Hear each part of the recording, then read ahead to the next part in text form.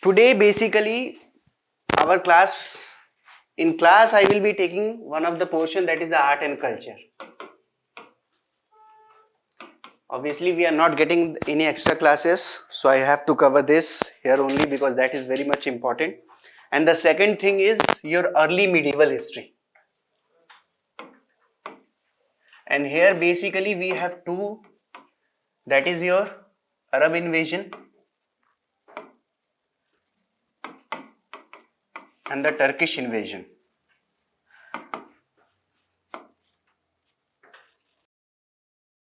So art and culture, I will be discussing it in the class. Now as far as the early medieval history is concerned, basically two topics are very much important: the Arab invasion and the Turkish invasion. Now here, as far as the political history is concerned, the important invaders, okay, basically here Arab invasion we have to study about Muhammad bin Qasim, okay, and the Turkish invasion, who are the two important personalities? Tell me. Turkish invasion, when we are talking about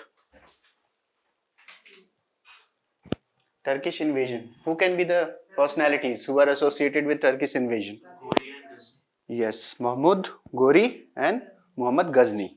Okay, these two persons are important. And as far as some battles are concerned, now battles which can be associated with Turkish invasion. Tell me, battles which are associated with Turkish invasion.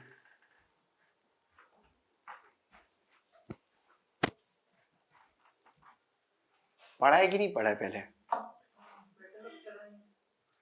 Battle of Tarain और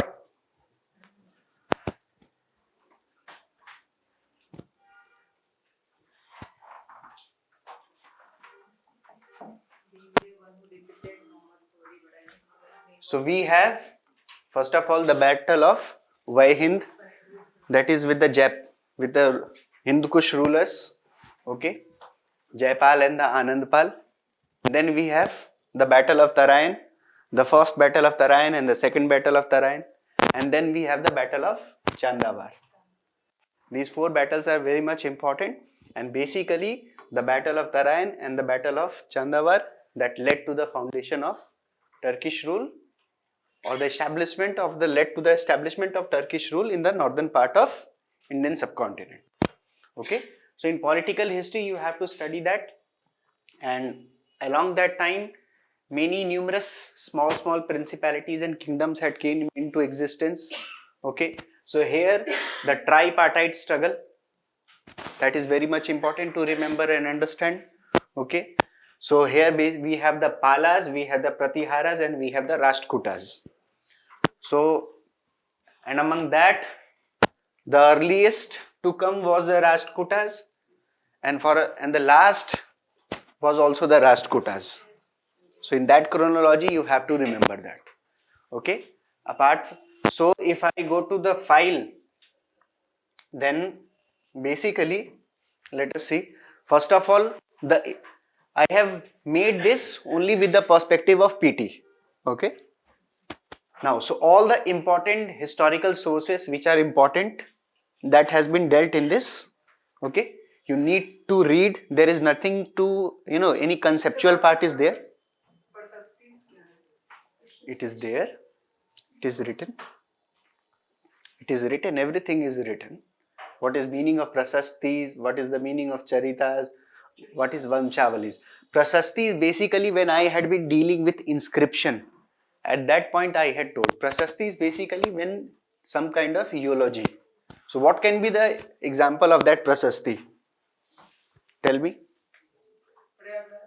Prayag prasasti, Aihor prasasti. So any inscription, any documented evidence which is written for the, for a royal patron, that is referred to as the prasasti. It basically means in praise of.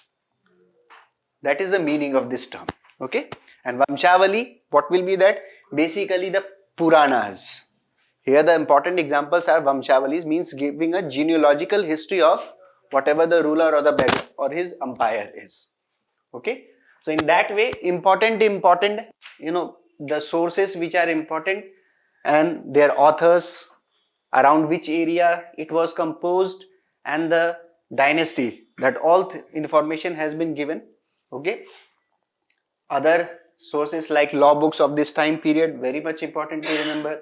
Other literary sources, Chinese traveler, commentaries, all the information, whatever as far as the UPSC PT perspective can be there, I have given with the sources. Also this period, we are finding the Islamic sources also. So the earliest Islamic sources, it's very much important. And along with this, all of you need to go through the class 7th NCERT, present, modern NCERT, and the class 12th NCERT part 2. Very much important. Yes, new history. Okay. Very much important that these two books are. And the one of the standard source for studying the early or the entire medieval history for your prelims perspective and for your mains perspective also will be what? Satish Chandra, that is History of Medieval India. Okay. Class 7th NCERT, yes, full. It has 8 to 9 chapters are there. Okay. Then we have class 12th NCERT part 2, Themes in Indian History part 2, and one standard book is there, that is Satish Chandra, History of Medieval India. If you are doing this by and large, मतलब आप at least आप medieval history में आप कभी नहीं रुकोगे. 11 नहीं, 12th NCERT part 2, उसको कहते हैं themes in Indian history part 2. ठीक है. So these are the other sources are there. Apart from this, what you will do, that for example, if you are reading the class 7th NCERT or the class 12th NCERT, और उसमें अगर आपको sources में कुछ अगर value addition अगर मिलता है, तो देन एंड देयर ओनली यहीं पे नोट कर लेना, ताकि लास्ट टाइम में आपके पास में एक रेडीमेड मटेरियल रहे, फाइनल आप रिवीजन करें, टेस्ट सीरीज सॉल्व करें और एग्जाम देने जाओ. ये होना चाहिए. ठीक है. इस तरीके से हमें सारे चीजों को पढ़ना है. This is the thing. Now after this, I have dealt with the empires. आपके अंडरस्टैंडिंग के लिए मैप भी दिया हुआ है, so that you understand the geographical location, and also remember if all the whatever the kingdoms are there, around which rivers they are situated. Very much important.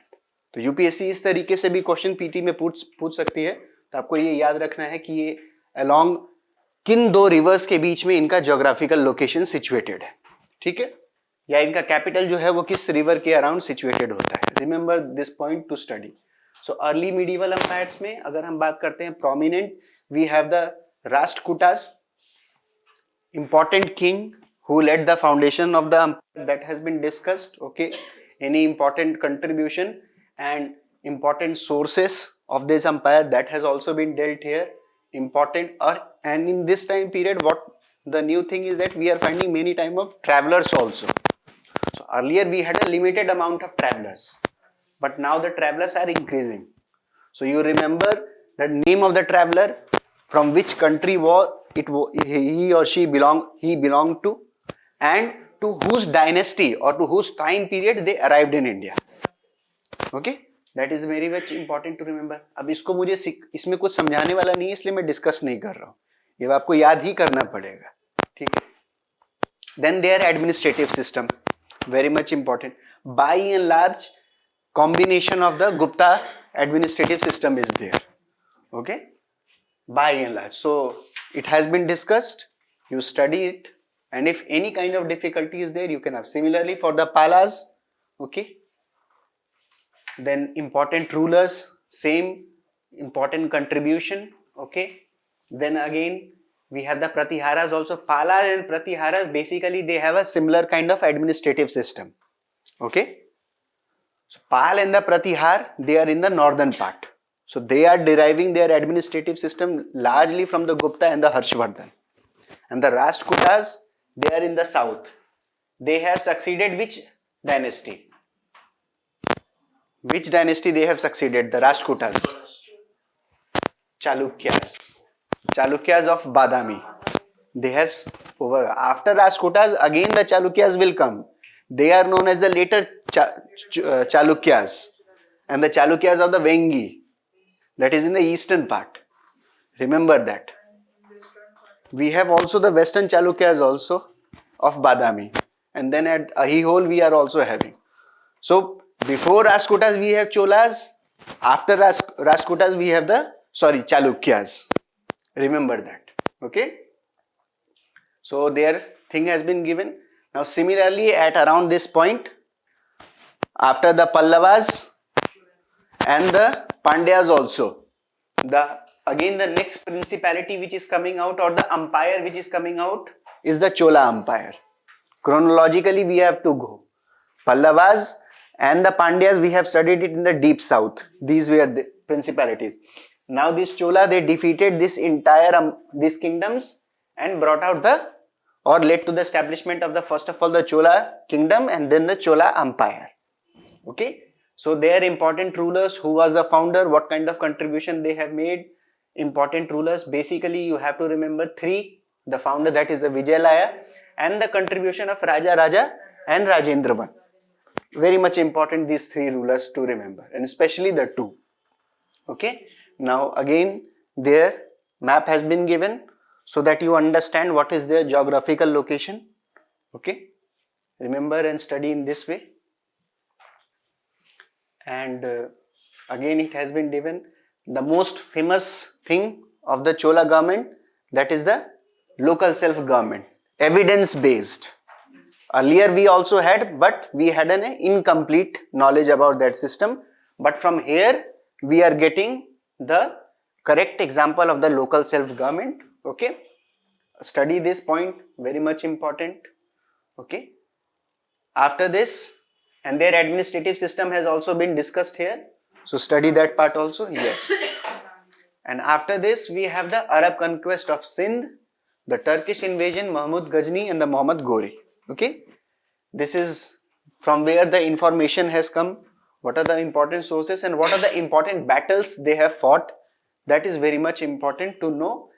The Battle of Tarain has been given.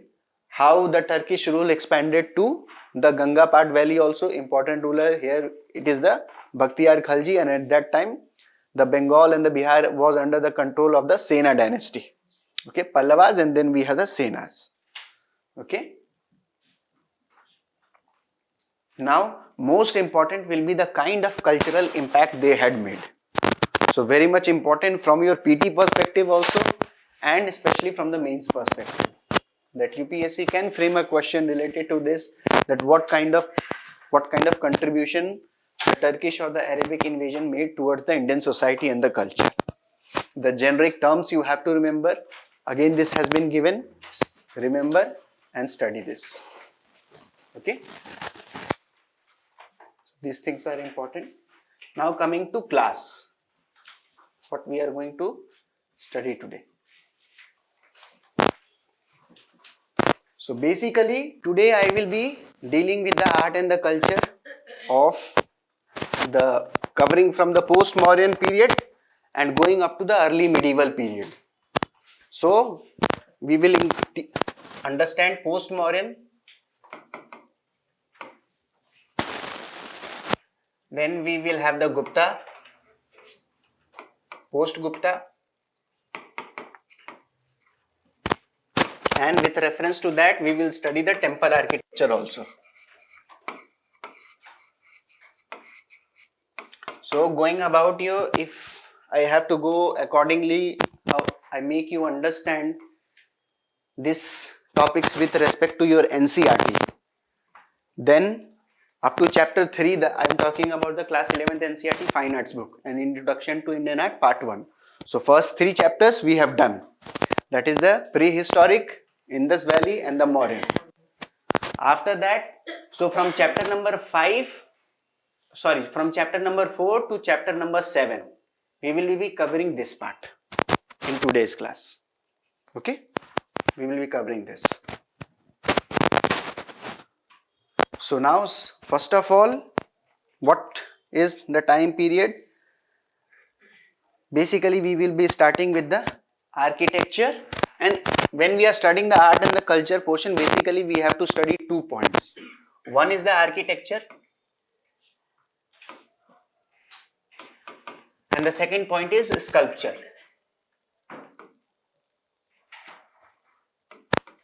Okay, So first of all, we are going to, our first topic will be post-Mauryan.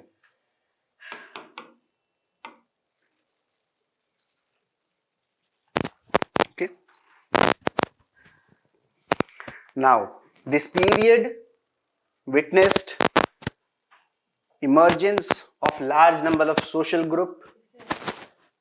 Either you can understand or you can write it also. This period basically witnessed the emergence of large number of social group and numerous principalities or political establishment, which resulted in the production of these various kind of art and culture activities. This is the primary reason for that. The two factors are important. Why this growth is there? Rise of new social classes and the interrelated factor is the development of numerous polities. These two things are very much important to remember. Okay. Now also, as the advancement in the technology has taken place, whether it is with reference to technology, in terms of metallurgy, in terms of trade, we have long distance trade also, interstate trade also, inter kingdoms and intra kingdoms also, and that is giving us wide variety of technological information. So what we witness is that earlier many time whatever the materials were used in terms of construction, they were perishable in nature. Like for example, in the Mauryan, we are finding many things are there which has been made from wood. Okay, but now we are finding the use of the non-perishable material. So we are witnessing the use of the stone. Okay. Also around this time, we are finding the development of the religious ideas, new religious ideas. We have the cultural contact with the Indo-Western part also. So new thoughts and new schools of ideas are coming into existence, which has an impact. When we will study this, we will find. Okay.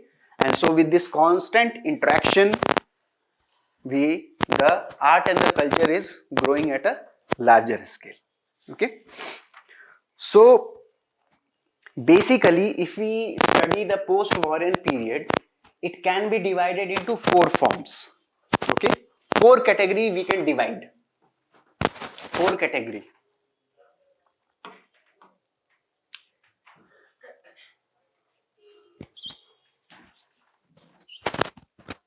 The entire. So first of all, it is the stupas. Okay. Then we have cave architecture.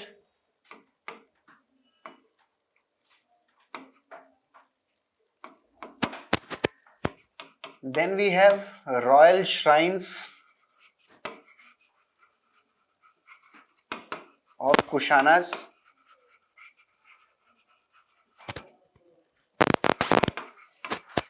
And at last we have freestanding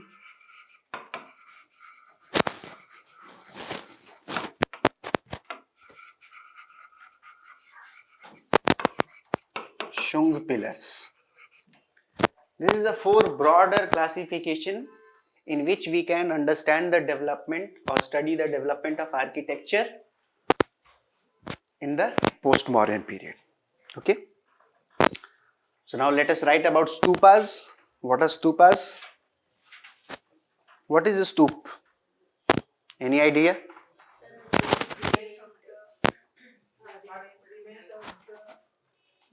What remains?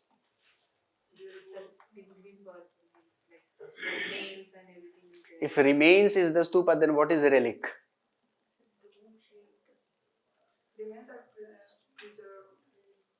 That is a design. So any dome shaped will be called a stoop. So even the present day Rashtrapati Bhavan, it is also having a hemispherical dome. So can it be called a stoop? No. So write down. So the word is derived from the root word. The word is derived from the root word stu, which means to praise or worship. Which means to praise or worship, or both. And in Buddhism, it denotes a mound, where the relics of Buddha,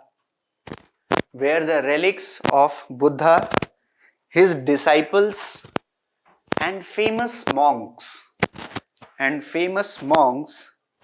were encased or encased.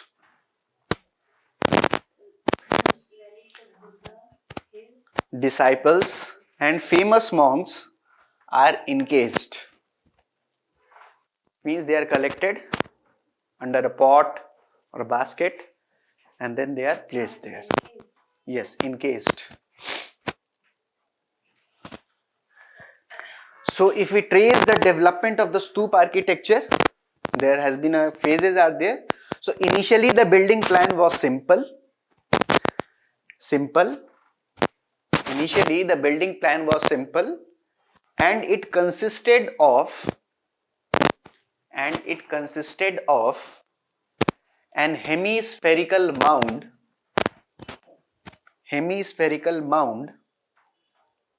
made of bricks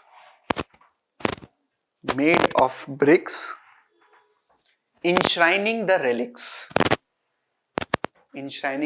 So here your stoop will, that relic will be there, and here they will, based upon that, they will try to encircle it.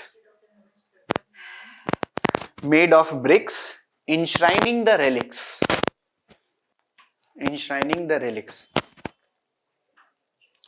Its top, now this structure will have a top, okay, had a chhatri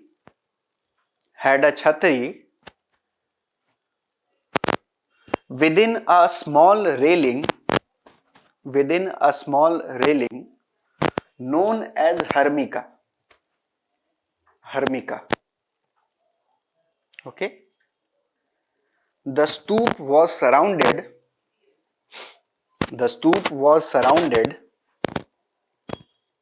by a railing known as Vedika. Okay. The space was meant for circumambulation.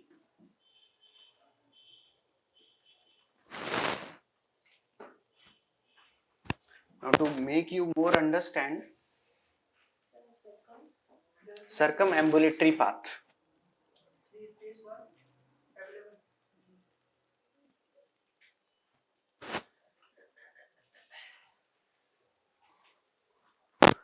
So now this is what? Tell me. Now this is what? Hermica. Okay. Now this is a circumambulatory path. If you can see, in that way it is much more visible. Okay.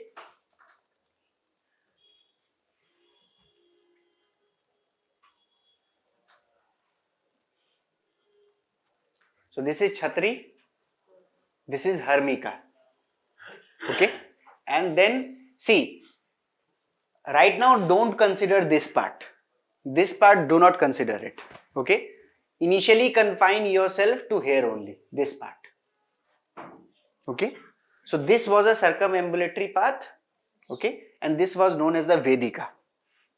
Right now here you are seeing here there is a Vedika, But initially when the development was taking place, Vedika is this. So directly entrance will be from here, and only this part was visible. This part is visible. This is the initial architecture. That is what we find here. If you see initially, is it visible to everyone? So this is the circumambulatory path. Here you just rise. Example, we are talking about Sanchi. We have both the structures here. Okay. Now this was the initial structure. Now what kind of changes is taking place in the post-Mauryan period, that we have to remember. Okay. So now the stoop was enlarged. Okay. So in the write down, the stoop was enlarged and it was modified. Yes. Okay. On the hemispherical dome,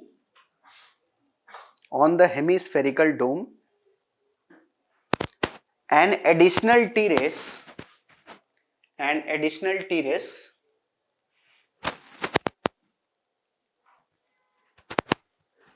Medhi was built for additional round of circumambulation.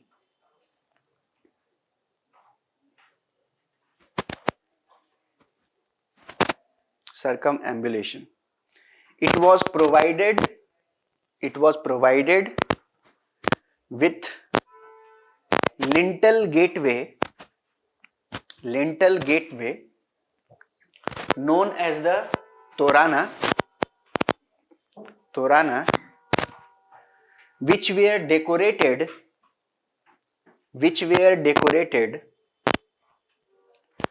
with reliefs of Buddhist motifs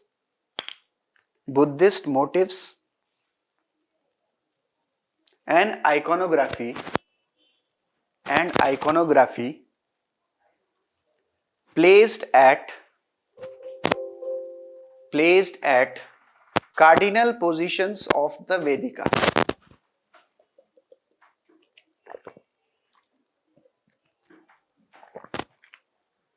Cardinal positions of the Vedika. Okay. And so examples will include of the post-Mauryan period will be, we have Bharhut example. Bharhut, that is located in Madhya Pradesh. Okay. We have Bodh Gaya, located in Bihar. Sanchi, again in Madhya Pradesh. And Amravati, that is Andhra Pradesh. Mic change करना है.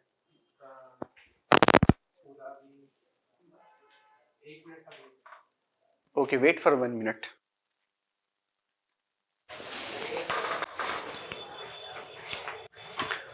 Okay, let's start. I think please don't mind the issues which are going on. It can happen at any point of time. Okay. Technical faults are there. So this. Okay, sir. Now am I audible? Yes, sir. So some issues was there with the mic. We have changed it. Now it will be completely audible to all of you. So this is regarding the stoop part. Okay. Very briefly we have to deal. Important is that you remember the example from the perspective of PT and what kind of changes, that is something important. So they can give you example, or they can frame the sentence in such a way that they will ask you the differences in terms of the stoop architecture in the Mauryan and in the post-Mauryan period. Remember that part. Okay. Now the second part is we are coming to rock architecture. Okay. Rock architecture, or basically we can understand as rock cut cave architecture. So what does it involves? It involves converting a cave into building. Converting a cave into building. So what will be the oldest example we can find in this category?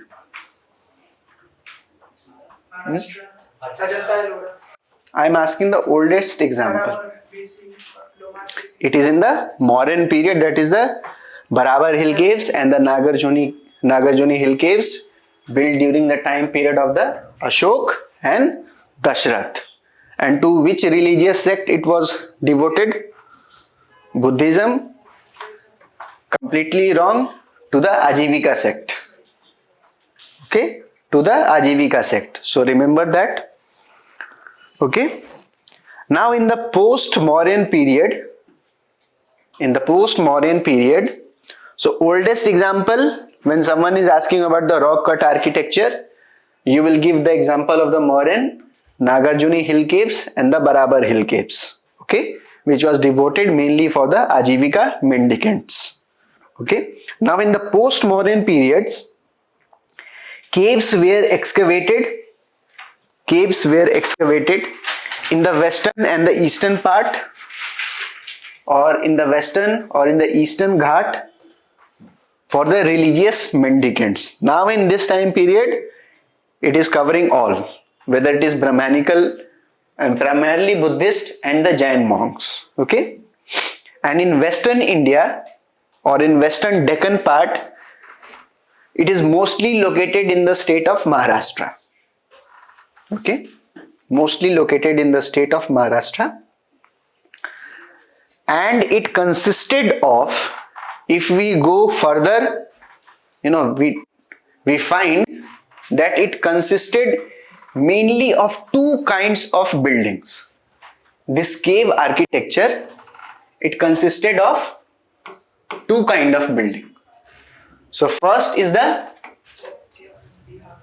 Chaityas, and then the second is the Viharas. Now what is this Chaitya and what is this Vihara?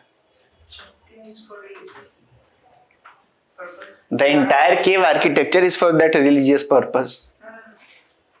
In that images of or idol of the god.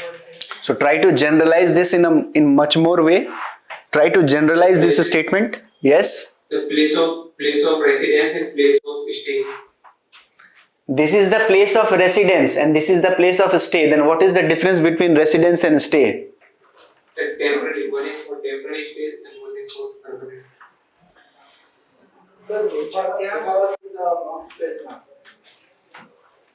Try to generalize. You try to generalize your point. Place of worship and place of residence. Yes, place of worship and place of residence. So basically it is a place of worship or prayer hall, and this is the place of residence. Okay, remember that. So these Chaityas, generally what we find, there can be numerous designs also, and when you study the NCERT, you will find that there variety of structural design has been given. That how we can understand the basic construct of this cave architecture. In much more detail way it has been given in the NCERT. But if we try to find out the general pattern, the one of the general form of construction was the apse shaped pillared hall.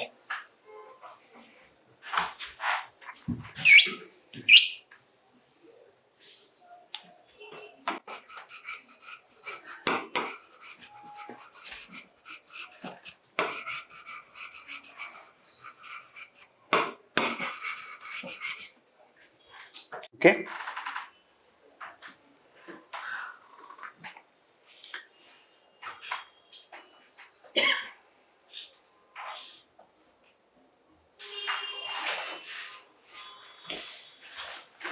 So this is the example for that. So this is pillared hall and this is apse shaped.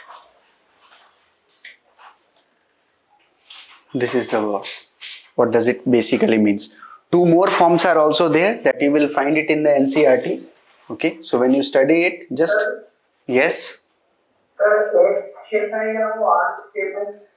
Basically, we can say it as ape-shaped also. Arc, much more general term. In architectural form, we will say ape-shaped.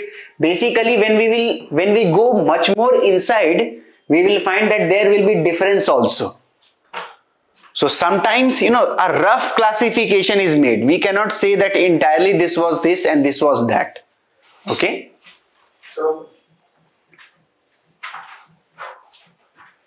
So generally what we find that apes shape pillared hall is there, and at the center, so you enter, then at the center where the point is there will be a stoop or a stupa. In case of Hinian sect, if that particular cave is for the Hinian monks, and or an image of Buddha or the Bodhisattvas for the Mahayan monks. Okay.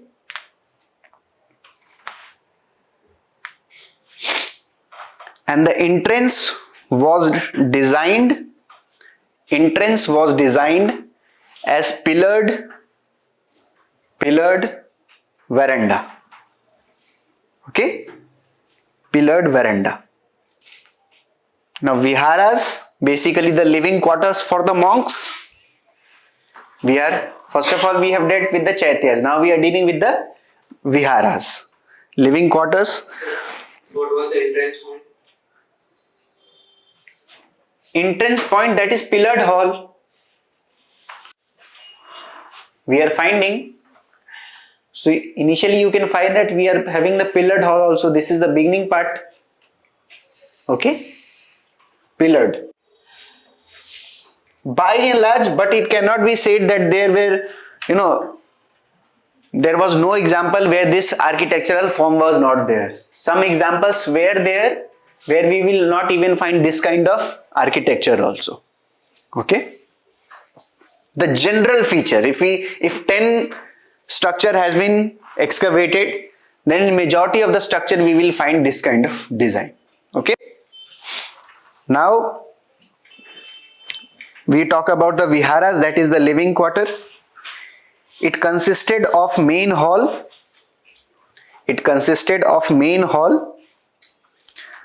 Surrounded with small rooms.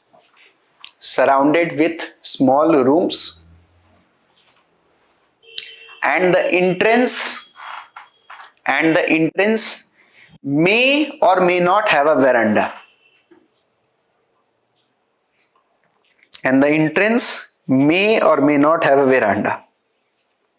Okay.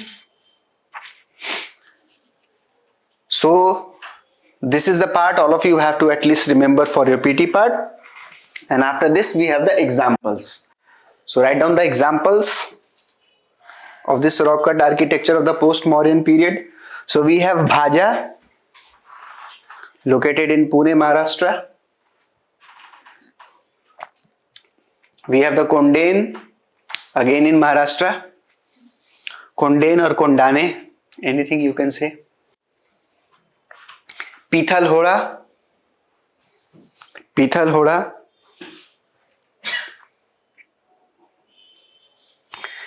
in Mumbai, Maharashtra. Okay.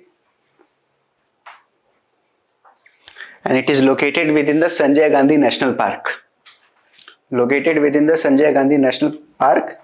It basically means Black Mountain.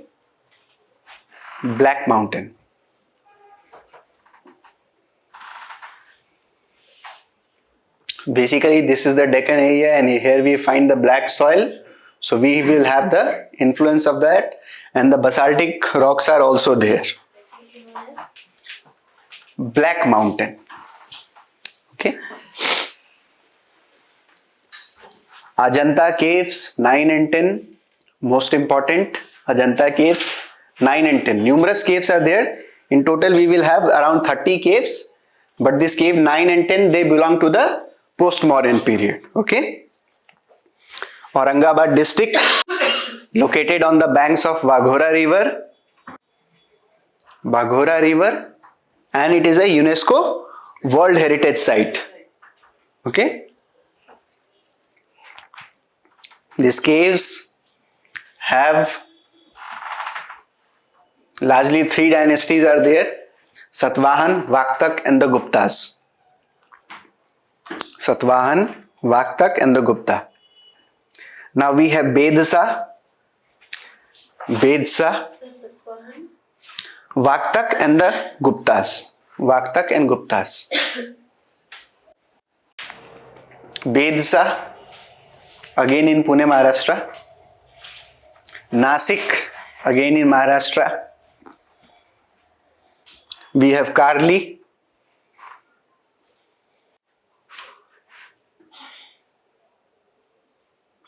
Kanheri. Now there small mistake has been made by me. So basically whatever the information was there for the Pital Hoda, it is for the Kanheri. Remember that. Small mistake. Whatever you have written for Pital Hoda, just cut that and write that Kanheri. Okay. And write down for Pital Hoda. It is basically located in the Satmala range, Western Ghat of Maharashtra. Okay.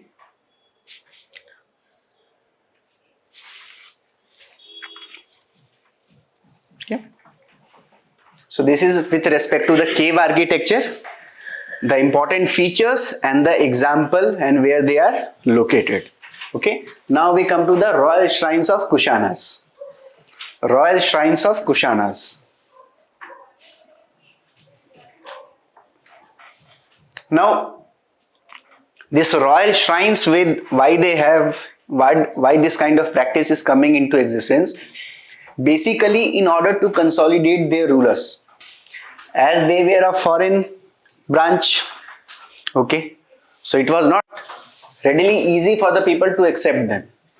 So in order to consolidate their position, what they did was that whenever the king used to die and wherever they will bury them or consecrate them, that place will be given a royal importance, giving that dead king an equivalent position to God.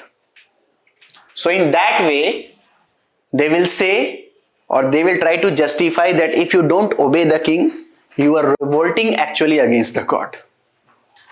That is the sole idea and the objective behind this, or the purpose behind this royal shrine of Kushanas. Okay. So basically here we find the practice of worship of dead rulers, practice of worship of dead rulers, implying revolt against emperor. Revolt against emperor means revolt against God. Okay. Now two examples we have to remember for this royal shrine. One was located at Mathura, and the another example is at Surukh Kotal.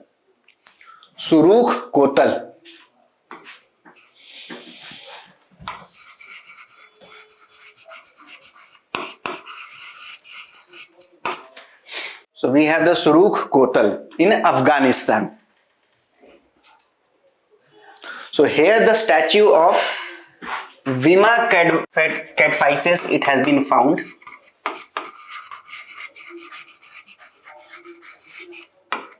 Vima Cadphises. And at Mathura, we find the image of Kanishk. Okay. Now, even the UPSC can ask you the characteristic feature of this image. So it is basically an headless image. Okay. The figure is standing. It is wearing boots and tunics. No, about the Kanishk. This is the figure. And even the probability is there that the UPSC can ask you the what does it represent, or what are the characteristic features of this diagram. So basically the figure is standing. It is a headless statue. We don't have the arms. Okay. It wears tunic and the boots. Okay. Basically, the sword, we can find it in towards the right hand or towards the right side, and a mace is there in the left hand. And the mace is there in the left hand. So, where is it from? Mathura. Mathura. It is of Kanishk. Okay, Kanishk. At least remember the example, classification, and the description of this image. Important the UPSC can ask, and it will try to juggle with you that what is in left hand and what is in right hand. Remember what is in left hand and remember what is in right hand. Okay. Right hand we have the sword, left hand we have the mace. So, it is armless. नहीं मतलब एक तरीके से, or either you can understand left hand side, left hand or right hand in that way, or left side or right side in that way you can understand. Okay. Now coming to, Left hand is sword. no, right side it is the sword. It is the right side. From left side. Statue with the left. The left. आप उसके तरफ से आप देखेंगे तो क्या होगा? हाँ, उसी का left. उसी का लेफ्ट होगा. पक्का? कंफर्म्ड हो? ठीक है. चलो.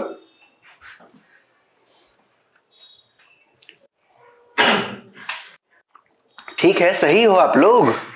सही हो आप लोग. ठीक है.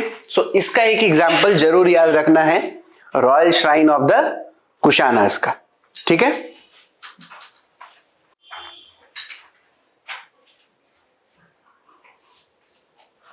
Now we are coming to the freestanding Shung pillars. Okay, and here we have the one example. क्या होगा इसका एग्जाम्पल बताओ? Any idea? So the base Nagar pillar at Vidisha.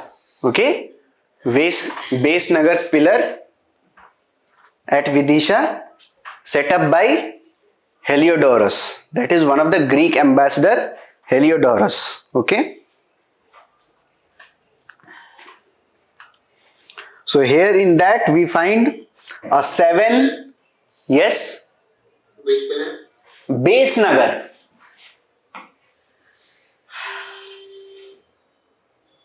Base Nagar pillar at Vidisha.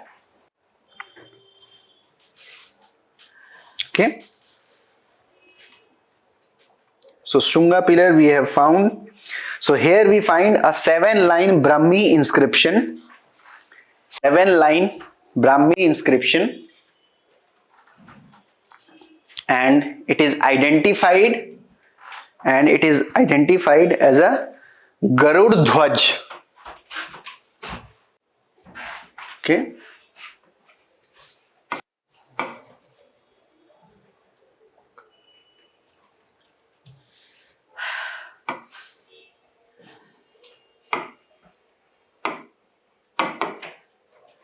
Garud Dhwaj or Garuda Dhwaj, whatever you write. You can substitute R with D, whatever way you like. Okay. And it is the first known inscription in India. First known inscription in India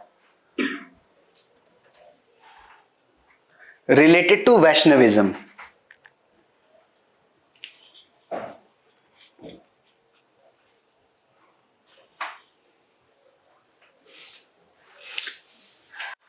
Now if we try to study, no, we have studied this pillar also, and earlier we had the Ashokan pillar also.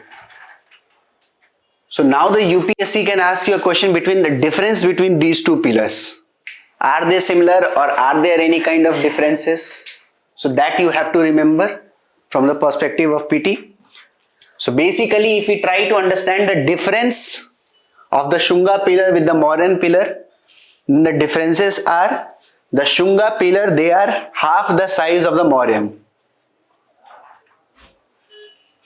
Base Nagar, it was basically by Heliodorus.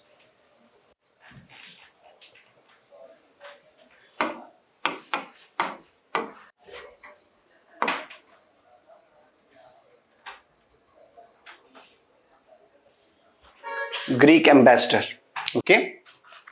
So if we try to understand the differences, then the Shunga pillar is half the size of the Mauryan pillar. The shaft does not have a smooth appearance. इसमें मैंने Shunga pillar को शायद मैंने Shunga pillar इसमें लिया ही नहीं है. So basically उसका एक 3 पार्ट होता है अगर हम समझे. First will be the capital, ठीक है. उसके बाद में उसको इन्वर्टेड लोटस के फॉर्मेट में एक शैफ्ट होता है जिसे इन्वर्टेड लोटस कहा जाता है. And then we will have the pillar, ठीक है. So if we understand, if we try to look the Mauryan pillars, then it is very lustrous, it is very polished, and the designs which has been carved, they are very much intricate. मतलब बहुत ही बारीकी के साथ में काम किया गया है. But here that kind of quality we don't find in the Shunga pillars. Okay. There is slight decoration. Slight decoration. And the capital consists of reverse lotus. So basically in the Mauryan pillar हमारे पास क्या capital होगा? What will be the capital in the Mauryan pillars? The loin. The loin will be the capital. Now here we have the lotus as a capital. Okay.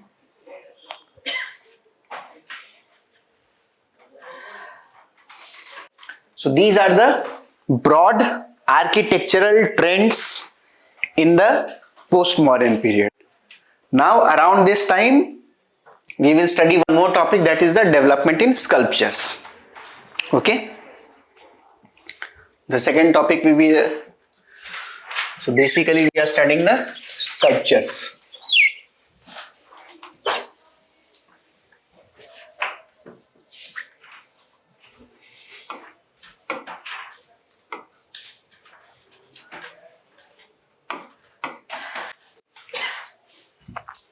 So basically these sculptures, they were largely associated with the decoration of building, okay, and due to influence of the foreign and the indigenous, we find development of 3 schools of art related to sculpture. Okay, so this is the Gandhara school of art, Mathura school of art, and the Amravati school of art. In the post-Mauryan period, we are getting 3. Okay, remember that. So we have the Gandhara, we have the Mathura, and then we have the Amravati.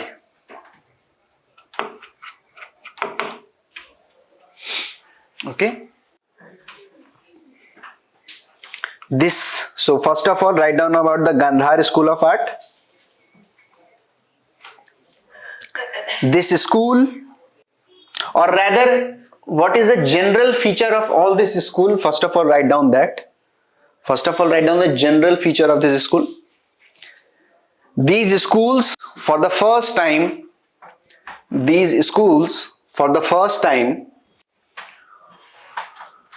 produced images of Buddha, Jain Tirthankars and Brahmanical gods. Buddha, Jain Tirthankars and Brahmanical gods, taking inspiration from Yaksh or Yakshini images of Maurya. Taking inspiration from the Yaksh or the Yakshini images of the Mauryas. Okay? Sir, Yes. Sir, this is a common feature of Yes. The common feature we will find. Not of the Gandhar Mathura, we will deal exclusively with that. Okay. But the common feature of them is that this is. Sir, but Mathura School of Architecture doesn't have the sculptures of Jain. There are examples are there. Examples are there. We don't study, our NCERT doesn't gives. That doesn't mean sculptures were not produced. They have. By and large, if we will study, one school cannot only merely survive with only one religion.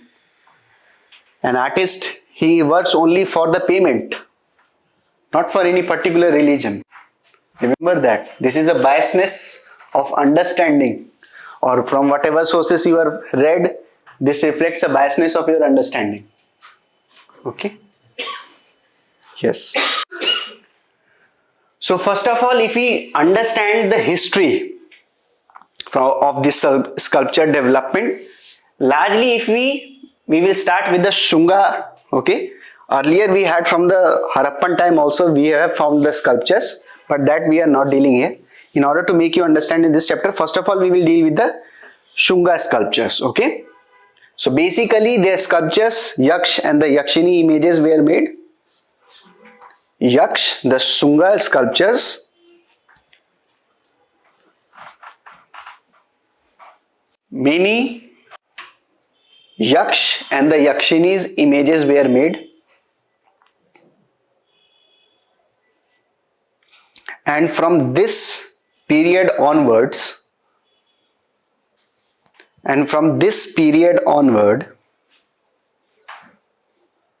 relief sculptures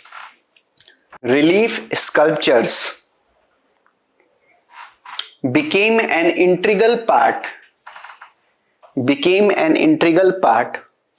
of stoop decoration.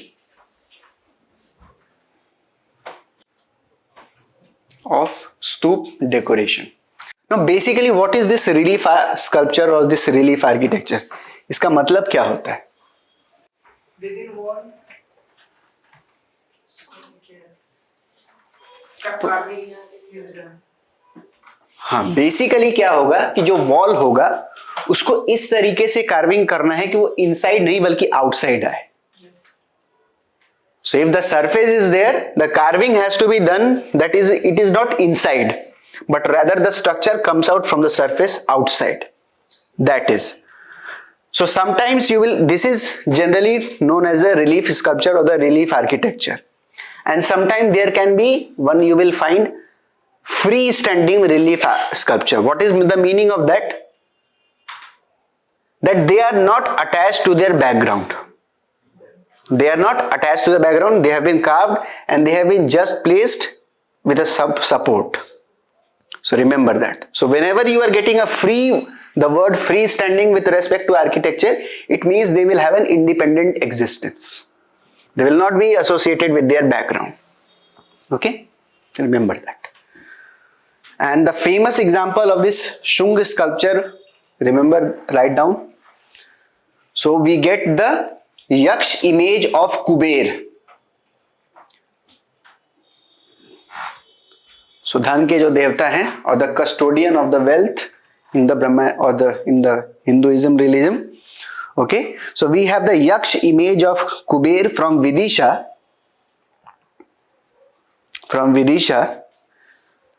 and who is shown wearing a dhoti,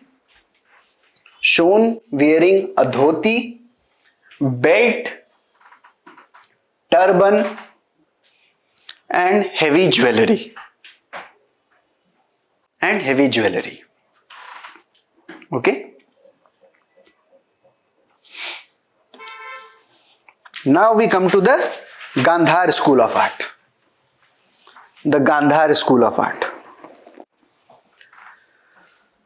So it developed in the northwestern part or the northwestern region of Indian subcontinent.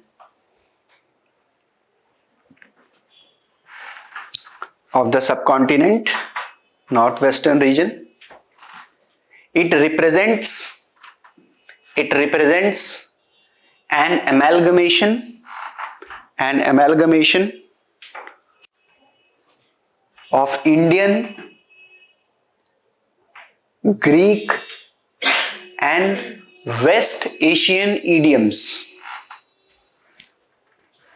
Indian, Greek and the West Asian idioms. The main theme is Buddhism. The main theme is Buddhism. Both Buddha or Buddha and Bodhisattvas are depicted. Bodhisattvas are depicted.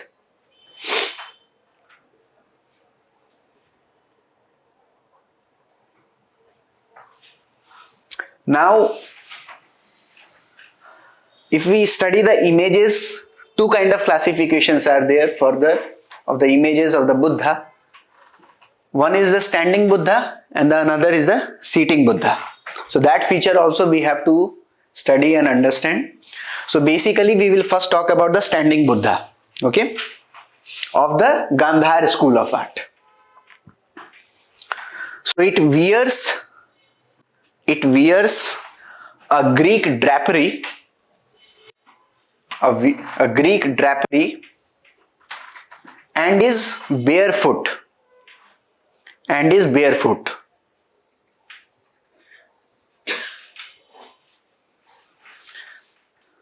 the leg is slightly bent.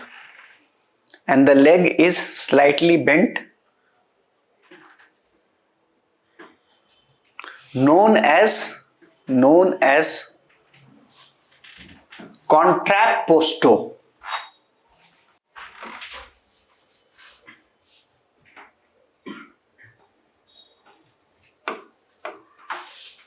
Contrapposto.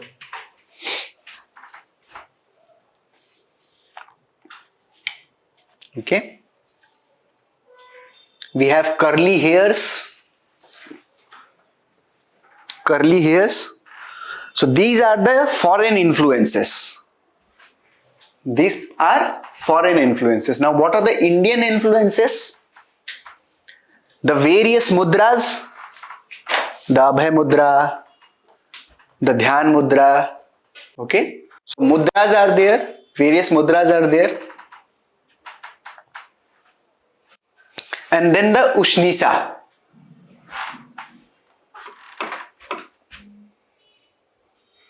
Usnisha, that is the halo. In the background we will have the halo. Ushnisa.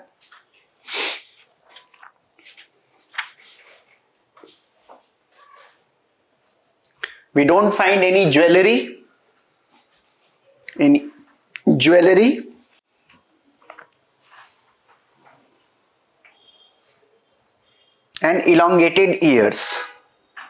And elongated ears. These are the Buddha, a standing Buddha. Now if similarly a Bodhisattva image will be made, then the difference will be that it will have elaborate hairstyles, means different kind. If any images is made, then it will have different hairstyles and it will wear a heavy jewelry. So here you can understand how the Buddha is represented is in the form of the Hinian school, earliest school, and when we have heavy jewelry, the Bodhisattva basically presenting the life of the household Buddha. Okay, concerned with the material wealth also. Okay.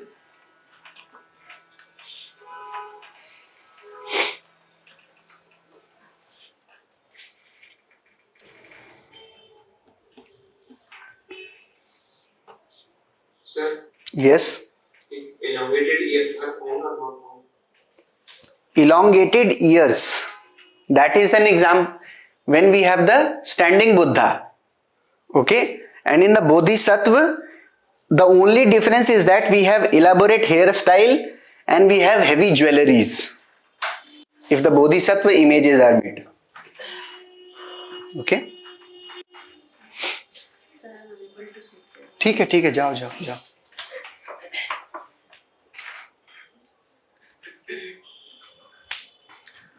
So this is the example of that. All of you can see it. Gandhar. So here barefooted it is there. No jewelry is there. Halo is there. Curly hairs. All of you can see that. And here we have the simple design is there. In the base we have only the simple design. Okay. The seating Buddha, not that much required. Okay. Now we come to the Mathura school. Mathura school. So here we have images from Buddhism, Jainism and Brahmanism. All three. Okay. If we talk about the Jain sculptures, what are the basic features which have come out? Generally they are nude. Generally we are talking about the Mathura school, and in that we are talking about the features of the Jain sculptures. They are generally nude, and the Jina is seated in Padmasan position with hands in Dhyan Mudra. With hands in Dhyan Mudra. Okay.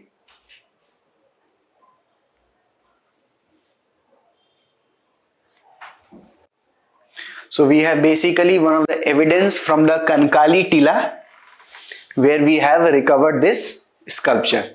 A ruined means largely it is broken. So from the Kankali Tila we get the example of this Jain sculpture. Okay, of the Mathura school. Now Buddhist images or the Buddhist sculptures of this Mathura school.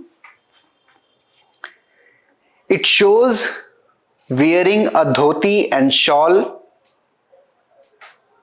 It shows wearing a dhoti and shawl, no jewelry and footwear.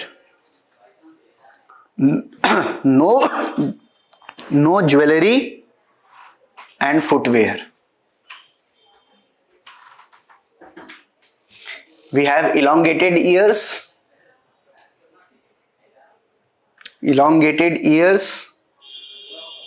shaved head,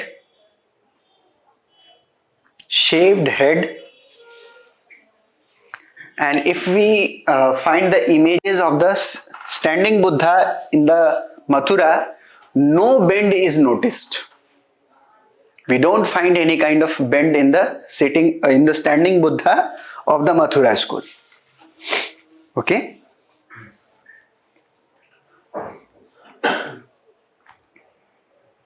Now if we found the seated Buddha, then the seated Buddha is in Padmasan, right hand in Abhay Mudra, and left hand on knee.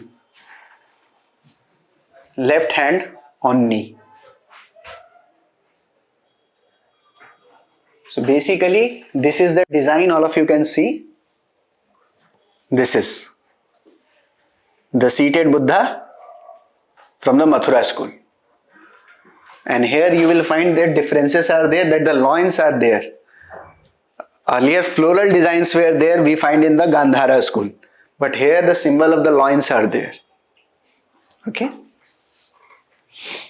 The halo is lightly decorated. So you can find some kind of elements like this are there. But in Gandhara we don't find the decoration of the halo. Okay.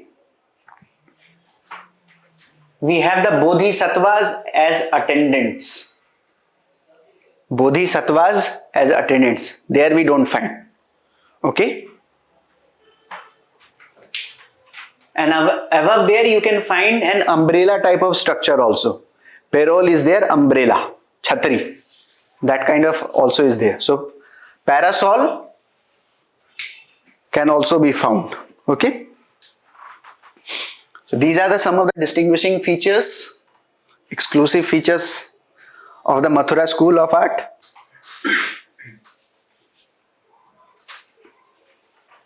Now Amravati School of Art, this developed under the pattern. Sir, which material was used is not important. Basically you can understand the use of the sandstone, red sandstone. This was the primary material which was by and large which is being used in this time period. Even the temples which we will find, we will also see the use of this material. Primarily in the UP, Rajasthan, in the Madhya Pradesh area, whatever the structures are there, primarily this use of this red sandstone is there. Okay. Now Amravati School of Art.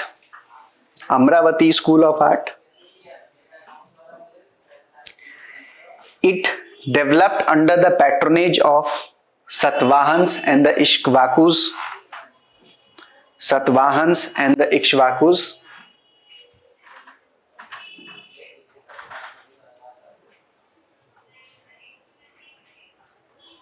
Both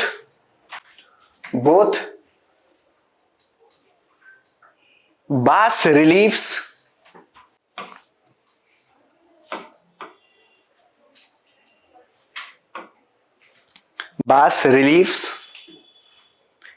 and freestanding sculptures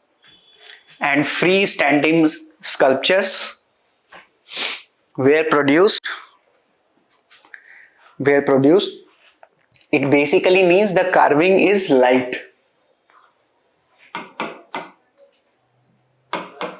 Light carving. Okay. And in free, what will have? Deep carving. Okay. So the figures which has been found from the Amravati School of Art, okay, basically the stoop, Jatak tales and the symbols. Now what are the features of the Amravati School of Art? Stoop, Jatak tales means the 550 previous birth of the Buddha, and certain kind of symbols which are associated with Buddhism, like the chakra, people tree, elephant, horse, all these will be associated. Okay. Now the features of the Amravati School of Sculptures will be that they are well spaced, they have slim appearance and very lively. Very lively.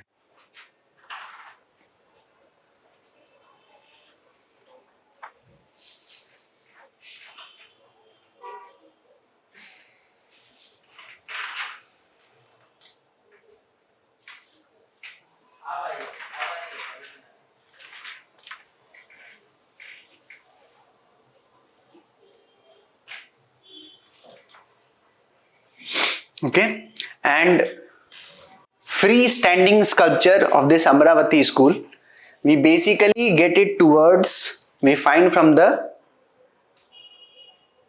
towards the end of the Satvahan reign.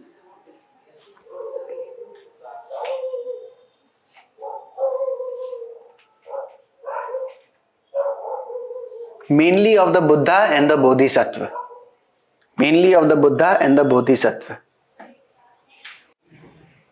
And where they have been found, example is from Goli, Amravati and Nagarjun Konda. Goli, Amravati and Nagarjun Konda. And the material which has been used, it is primarily marble or limestone. And for the Gandhara, you can say that primarily blue schist was used. For the Gandhara, basically the blue schist was used. Blue schist was being used. Okay. Now Gandhara is foreign. Okay. And Mathura and Amravati, they are indigenous. Okay. So one is that you people remember the features of each school. At the same time, you have to remember the distinguishing feature of all this school. Okay. Now, primarily between the Mathura and the Amravati, write down the differences which are there. So here, what do we find in the Amravati, this Mathura school? Tell me. Mathura school, what do we find? So we have dhoti and the shawl. Okay. We have no jewelry. We have no footwear. Okay. Shaved head is there. Elongated ears is there. Okay. Now, basically in the Amravati, we will have the Buddha is shown wearing a sanghati. Now, what is that sanghati? If in today's present day time you will find monks, they wear some kind of dress where they don't have to cover their shoulders. It comes rightly from this part. This part is open. So here, while in the Greek drapery or if we talk about the Buddha images from that, they are entirely covered. But here one shoulder is left. Okay, so that kind of dress is known as sanghati, and it covers the left shoulder.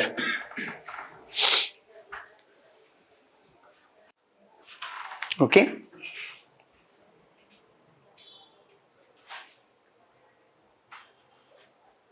We have massive body. Massive body is there.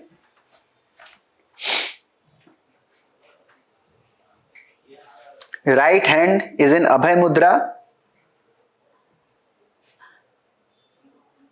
And the left hand is on garment. We have the image is barefooted and has halo. Left hand on the garment. Okay. Barefoot and halo. Halo is also present. Okay.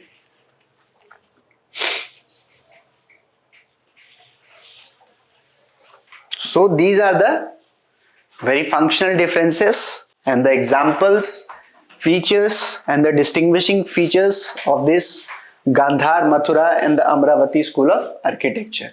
So in that way, we are finishing our post-Mauryan period. We have covered the architecture and we have covered the sculpture part also. Now we are coming towards the Gupta phase.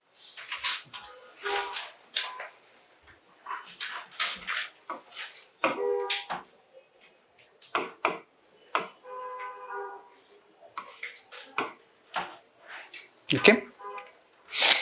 A phase of classical period. It is a phase of classical period marked by political stability.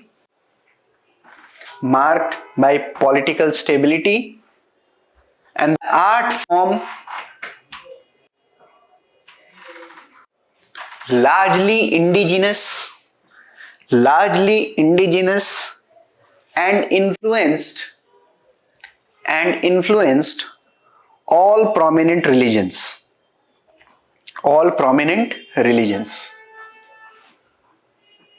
Now if we study the architecture,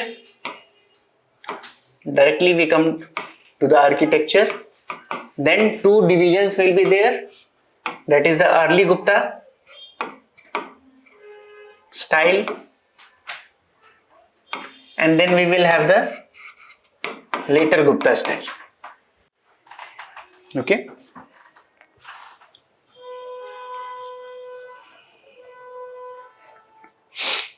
So basically the early Gupta will be from 3rd to 5th century.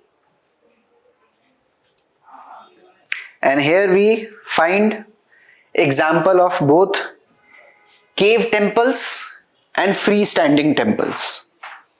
Cave temples and freestanding temples. Okay. Write down the examples of the cave temple or the cave complex.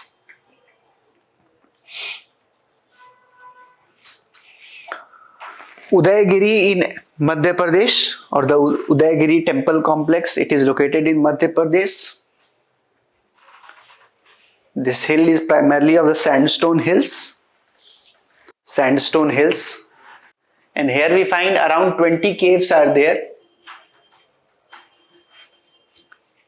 20 caves are there. Amongst them, we have information or the time period about the 3 of them. Amongst this 20, we have the information, dated information about 3 of them. 2 were built or issued during Chandragupta II, during the reign of Chandragupta II, and 1 during Kumar Gupta, and 1 during Kumar Gupta. Okay. Now, what are the features? Features. All temples are single roomed structures. All temples are single roomed structure. We have pillared porch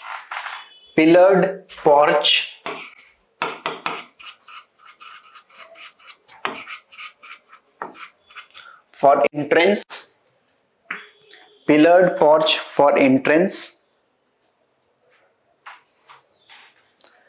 The porch is not excavated.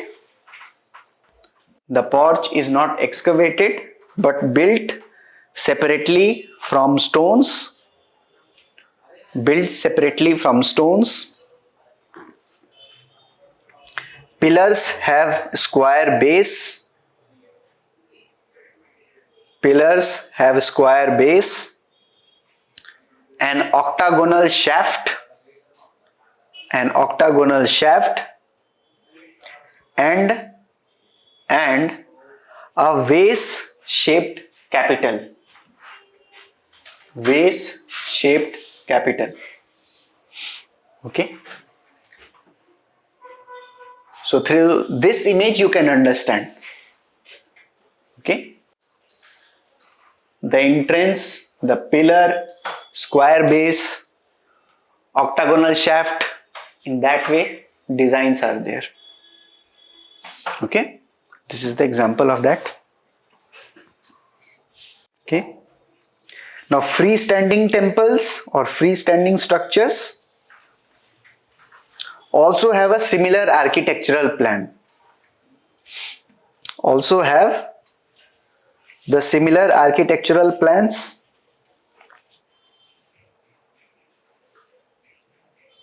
So the best example is the Vishnu temple at Tigawa. Vishnu temples at Tigawa, Madhya Pradesh, and temple number 17 at Sanchi. Temple number 17 at Sanchi.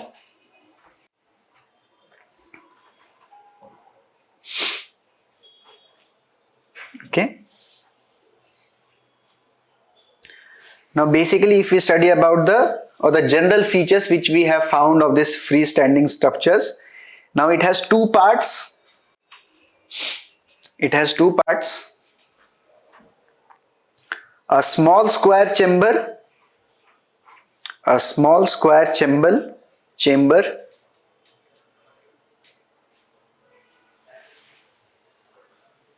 and a pillared porch.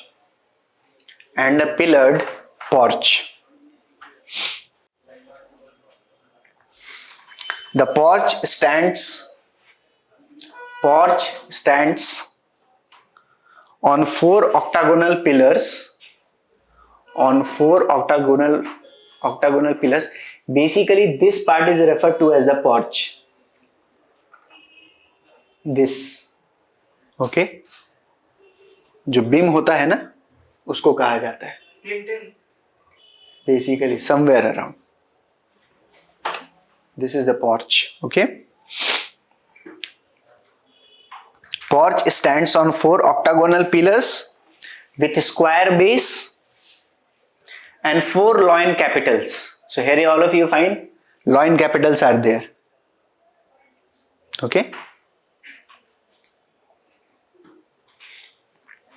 The whole structure has flat roof. It is visible, flat roof. Okay.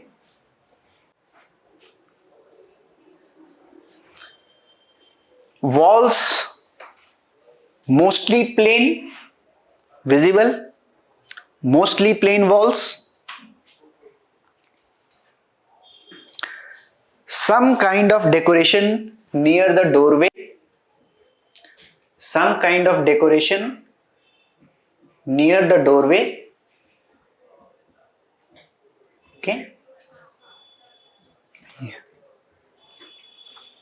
In the form of reliefs. In the form of reliefs of river goddess Ganga and Yamuna, along with their Vahan.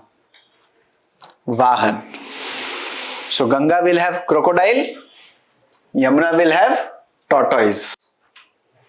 Okay.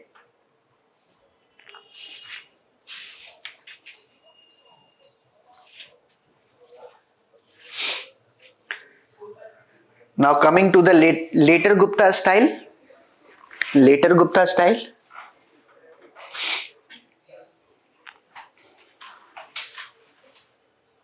Characterized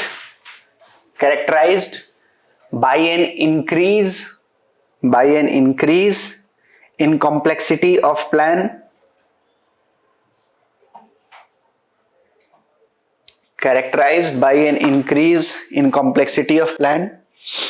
Temples now built on a plinth.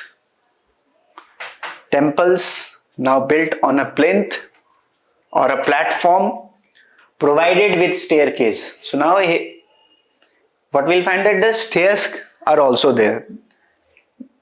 That picture I think I have mixed. I have not given in this PDF. Okay. They were built with stone. Set together with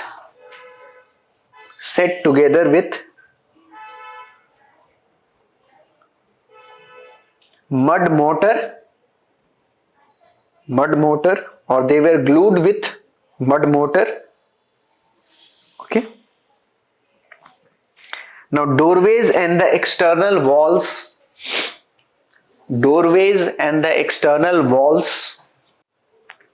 are more elaborately decorated.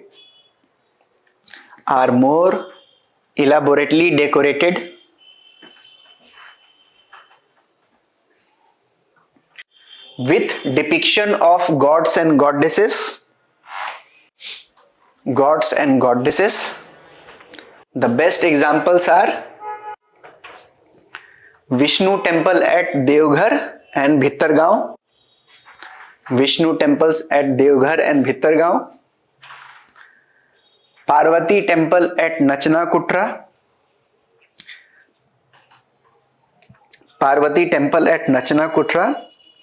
And the Shiv temple at Bhumara. Okay. Shiv temple at Bhumara.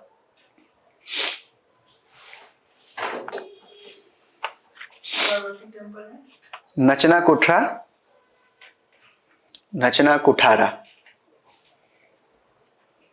Shiv temple it is Bhumara. Both are in MP and the Vishnu temple is in UP.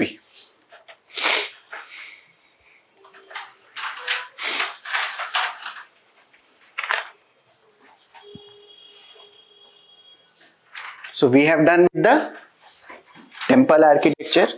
Now we are doing with the Buddhist cave architecture or the Buddhist cave building of the Gupta period.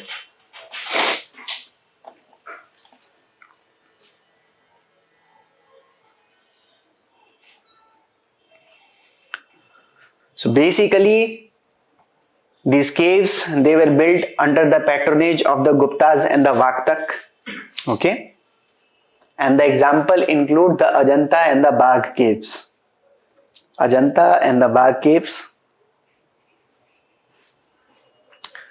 So we have rich sculptural representation of the Buddha and the Bodhisattva in these caves? Yes.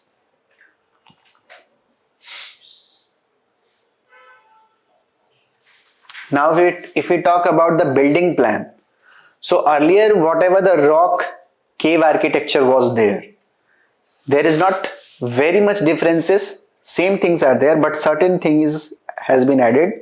So write down about the building plan of the cave or of the Buddhist building during this time period. The entrance is still a pillared portico. Pillared portico. It contains a doorway. Which is an oogie shaped arc. Within which there is a sun window.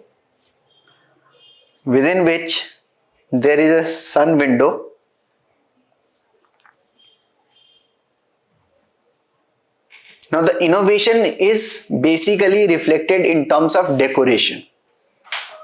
Okay, innovation basically in terms of decoration.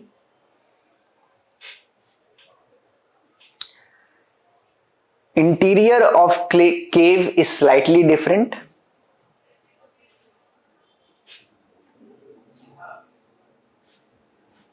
We have covered courtyard surrounded with 4 cells.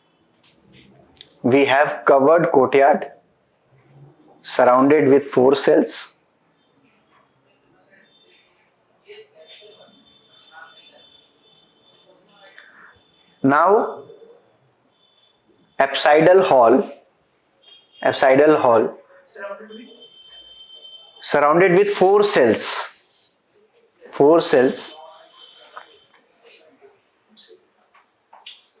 These features, they were not present during the cave architecture of the postmodern period.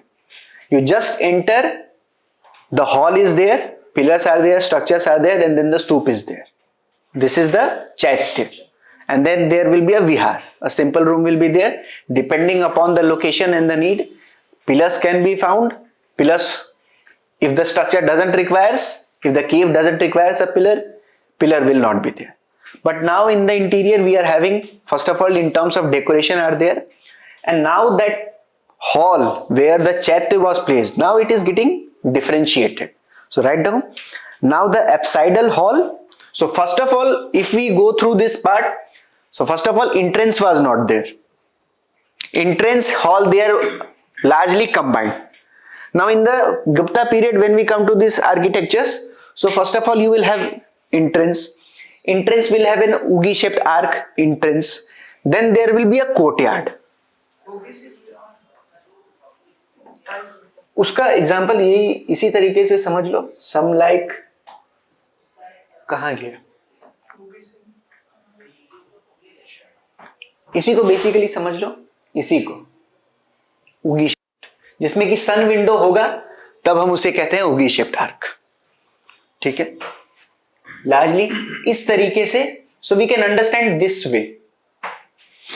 Okay, later time period में अगर हम देखते हैं तो इस तरीके से हमें डेवलपमेंट मिलेगा.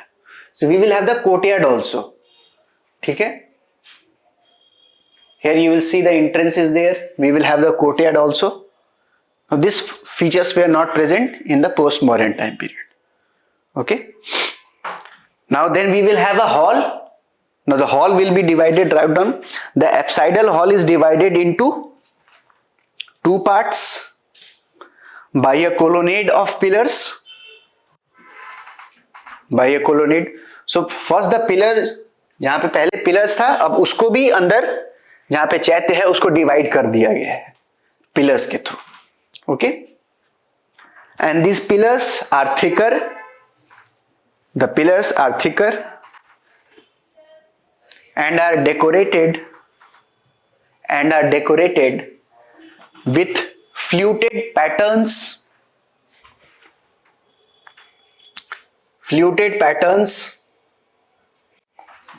and cushion capital. Caution capital, cushion capital,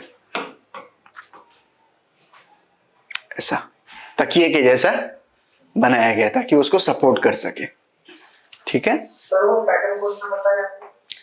ऐसा एक तकिया जैसा मान लो, इस तरीके से नहीं sir, pattern Fluted pattern. Fluted, pattern आपने बताया वो। Fluted pattern.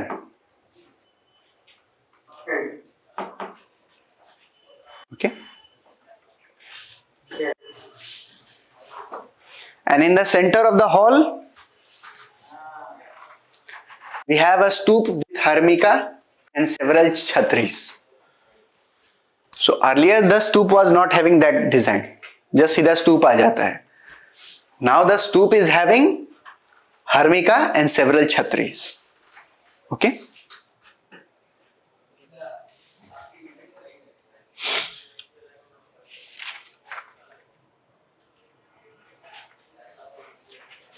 now if we find the sculptures of this time period, okay, if we talk about the sculptures, examples we get it from the Udayagiri cave temples.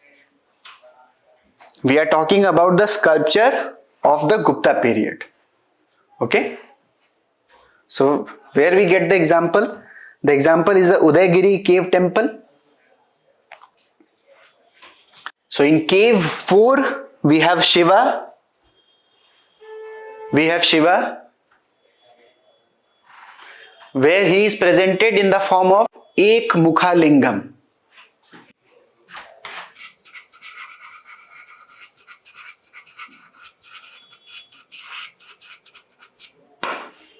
Ek Mukha Lingam. Okay. We have cave 3, a standing sculpture of Kartikeya. Okay.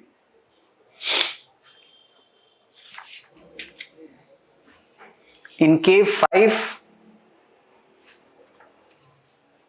5, we have a relief of Varaha. We have a relief of Varaha, the boar avatar of Vishnu. Okay. Now, feature of that boar avatar can also be, probability is there that the UPSC can ask question.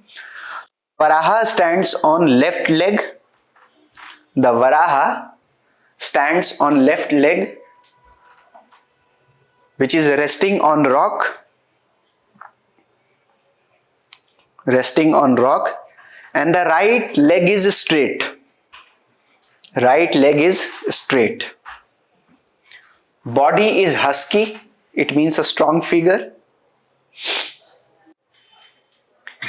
Near the left leg, we have various nagas, snakes, who are paying respect. And in the upper portion, we have the rishis, we have the celestial beings, okay, who are praising the Varaha. We have the relief of the Ganga, Yamuna and the ocean.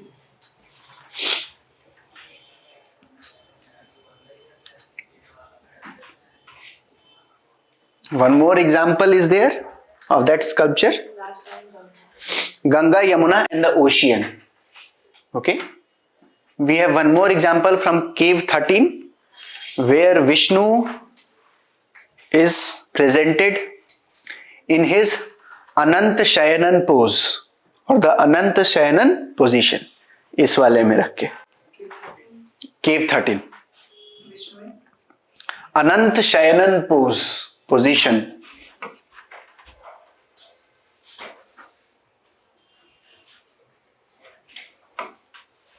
Anant Shayana position. Now from Iran in MP,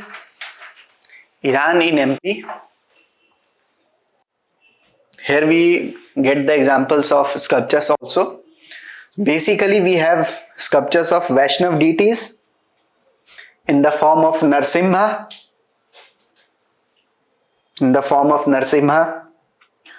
2 varahas,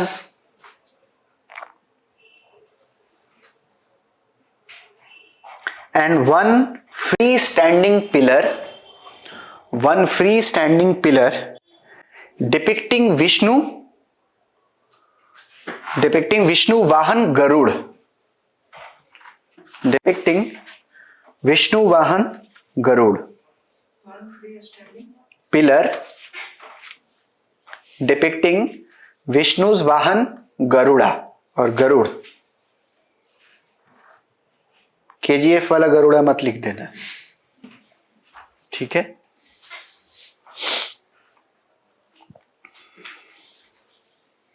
Now, if we talk about the school of art during this period, okay, we find the emergence of Sarnath school of art. In the terms of school of art, we find the emergence of Sarnath school of art. So that 3 school, Gandhar, Mathura, Amravati, they are of post-Mauryan period. And the Sarnath school of art is Gupta period. Remember that. Okay. Now the characteristic feature of this Sarnath school of art, or the distinguishing features from other also, we can understand it in this way.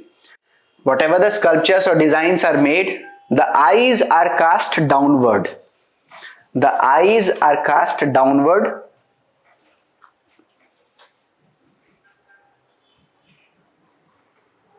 Nose is sharp. Nose is sharp. And the lips is curved. And the lips is curved in a gentle style.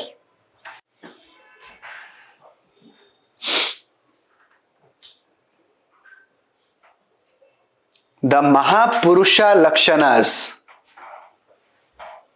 If the sculpture belongs to this Sarnath school of art, and if the UPSC asks you the question related to that, what are the features or how you can distinguish it from the Mathura, Gandhar or the Amravati, the main point is that here we don't find that Mahapurush Lakshana, the Lakshanas which were there in the previous school. And what are these? The halo, that is the Ushina, the elongated ears, okay, and a circle on the forehead.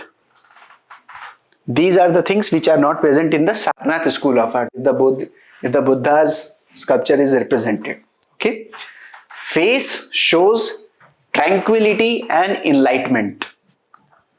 The face shows tranquility and enlightenment. Okay. Posture of the body. Posture of the body. The body in Abhang pose. It means it will be slightly tilted towards the left or towards the right. Not standing. Drapery is there. Drapery is there, but it is not folded and even sometimes transparent also.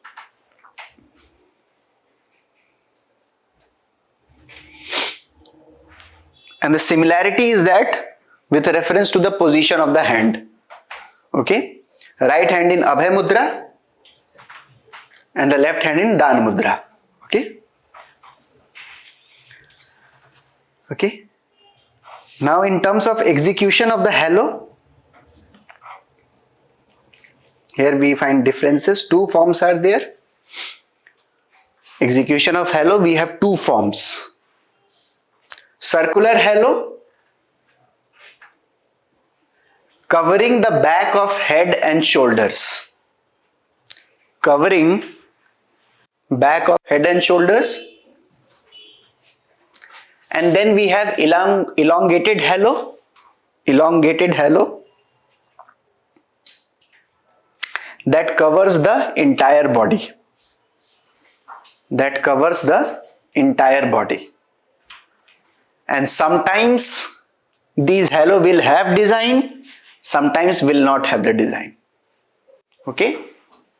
And here by and large, whatever the sculptures of the Buddha are made, the more favor is towards the Dharma Chakra Mudra or the Dharma Chakra position of the Buddha.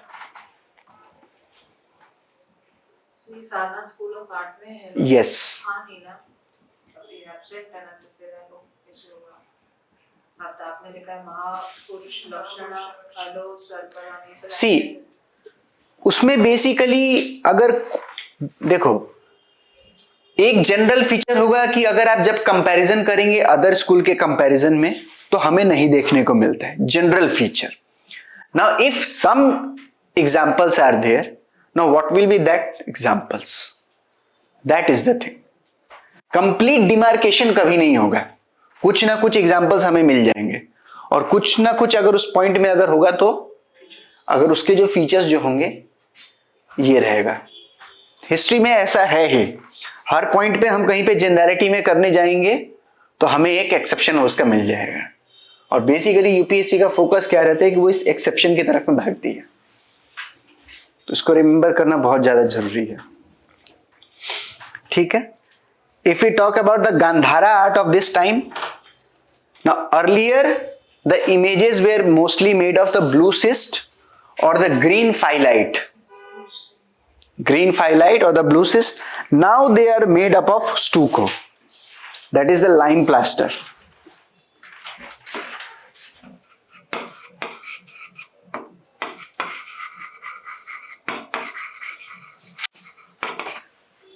Lime plaster.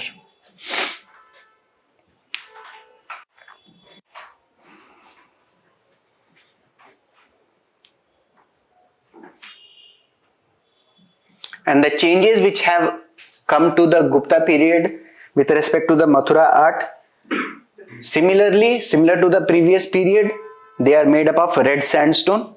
Okay. Now the body is slimmer. Yes, Mathura art. The changes which have occurred in the Gupta period, body is getting slimmer, pose is more relaxed, and the right leg is slightly bent. Earlier we don't find that there was bend in the body. Okay. We have drapery with folds, and the halo is amply decorated. So earlier there were limited amount of decoration, now the decoration has increased. Okay. So this is with respect to the development of architecture and the sculpture in the Gupta period. Now we come towards the post-Gupta period. Now post-Gupta period, largely here we will study the contribution of the two empire, that is the two southern dynasty, that is the Pallavas and the Chalukyas. Okay. Pallavas and the Chalukyas. Mostly they patronize the Hindu temples, or rather we can say the beginning of the Dravida style, even if sometimes it is traced from the Pallavas. Okay. And they mostly patronize Hindu temples, and both cave temples and freestanding structures were constructed. Okay. Now if we study about the Pallav architecture, okay, so we are towards the post-Gupta phase.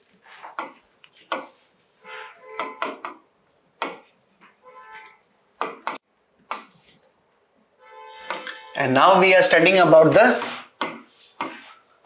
Pallav architecture. Again we will have two forms, that is the cave temples, and then we will have the freestanding temples.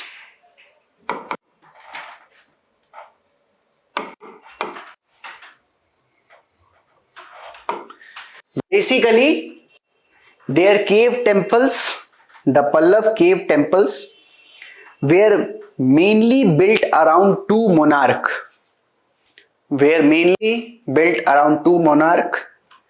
That is Mahendra Varman I and his successor Narasimha Varman I. Okay. In terms of design, we have huge mandapam. If we talk about the architectural features of the cave temples of this period, we talk about the design. Then we have huge mandapam, that is the hall. Okay. Now we have cubicle garbhagriha,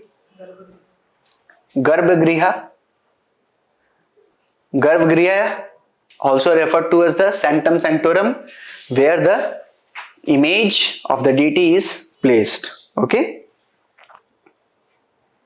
Entrance is made of pillars.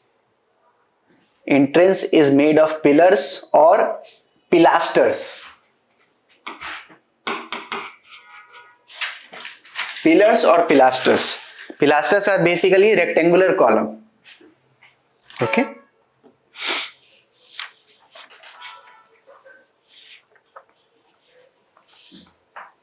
These are the features of the cave temples.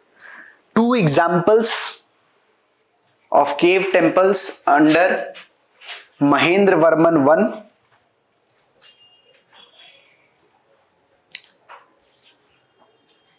One is Lakshit Yatna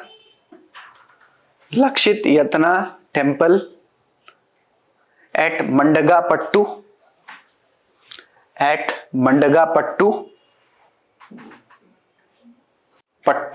Mandagapattu. Okay. It is dedicated to Hindu Trinity, Brahma, Vishnu, Mahesh. Okay.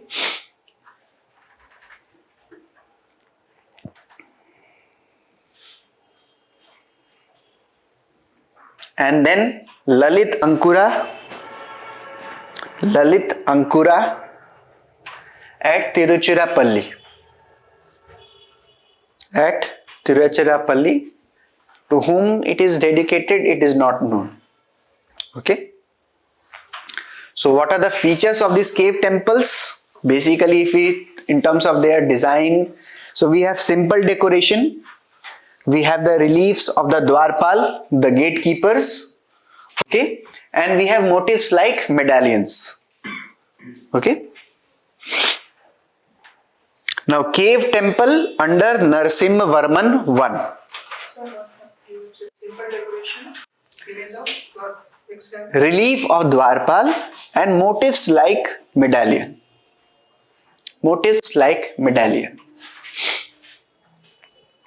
Now, cave temple under Narasimhavarma I. Okay. Located in Mammalapuram. Example is the Varaha cave temple.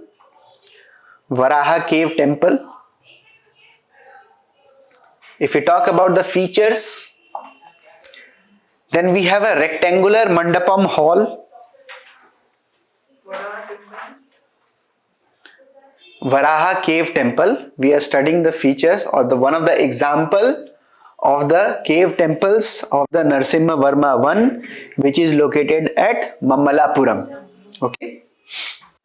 So features are what? We have a rectangular mandapam hall, cubical shrine, entrance. The entrance consists of two pillars and pilasters.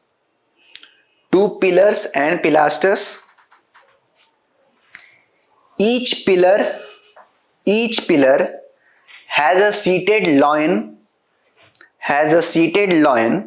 as base, round shaft and cushion shaped abacus.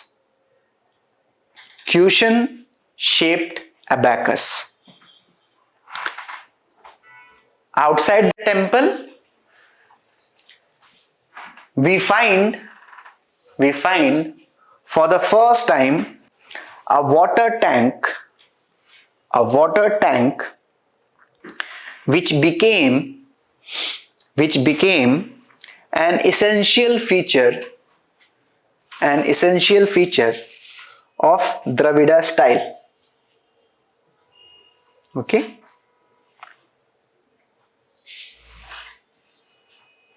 Now another example during the Narasimhavarman time, that is the Trimurti cave. We have 3 cubical shrines. We have 3 cubical shrines with no mandapam. With no mandapam. The central shrine is of Shiv, left Vishnu, right Brahma. Central. Shiva, left Vishnu, right Brahma. And we find the relief of Dwarpal and Durga.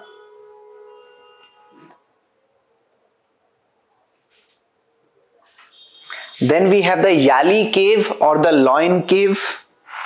We have the Yali cave or the Loin cave. The cave is shaped as a seated loin. The cave Yali loin, Yali cave, Yali, or it is also referred to as the loin cave. Okay.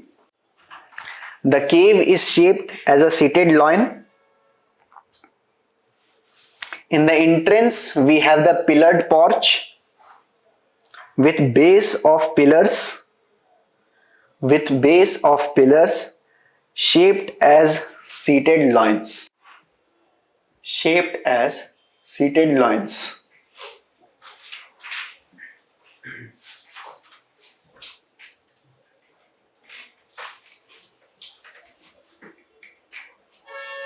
This is the example. Pillar is there, we have the loin is there. Shaft, we have the cushion abacus. This is the example, and here you will find a pond is there. Okay, there. This is the example of that. Okay. Now we have talked about the cave. Now we are coming to the structural temples under the Pallavas. Okay. So freestanding temples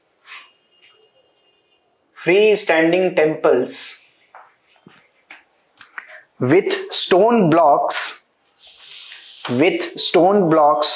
or bricks first emerged under Narasimhavarman II. Narasimhavarman II. Best example, Shore Temple at Mambalapuram, and the Kailashnath Temple at Kanchipuram.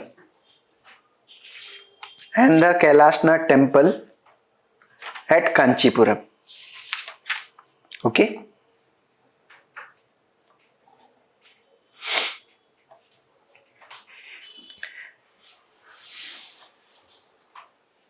Okay. These temples are basically decorated with barrel vaulted structures.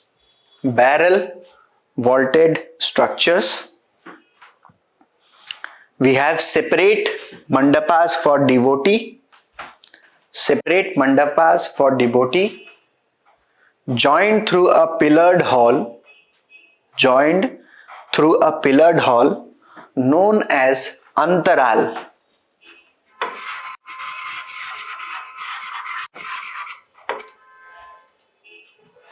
Okay.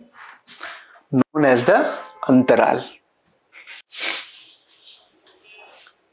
So this is the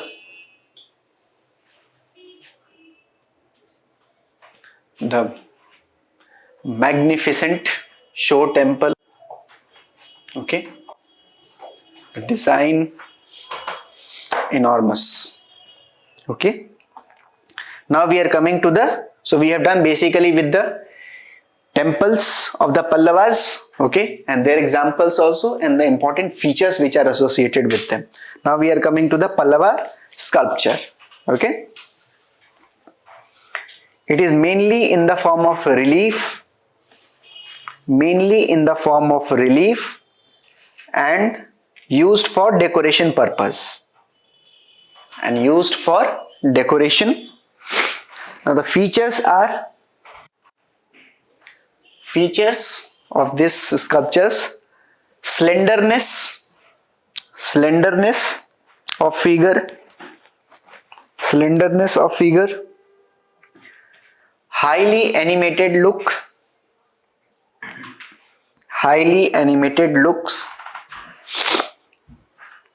deeply carved, adequately spaced, giving an impression of three dimensional.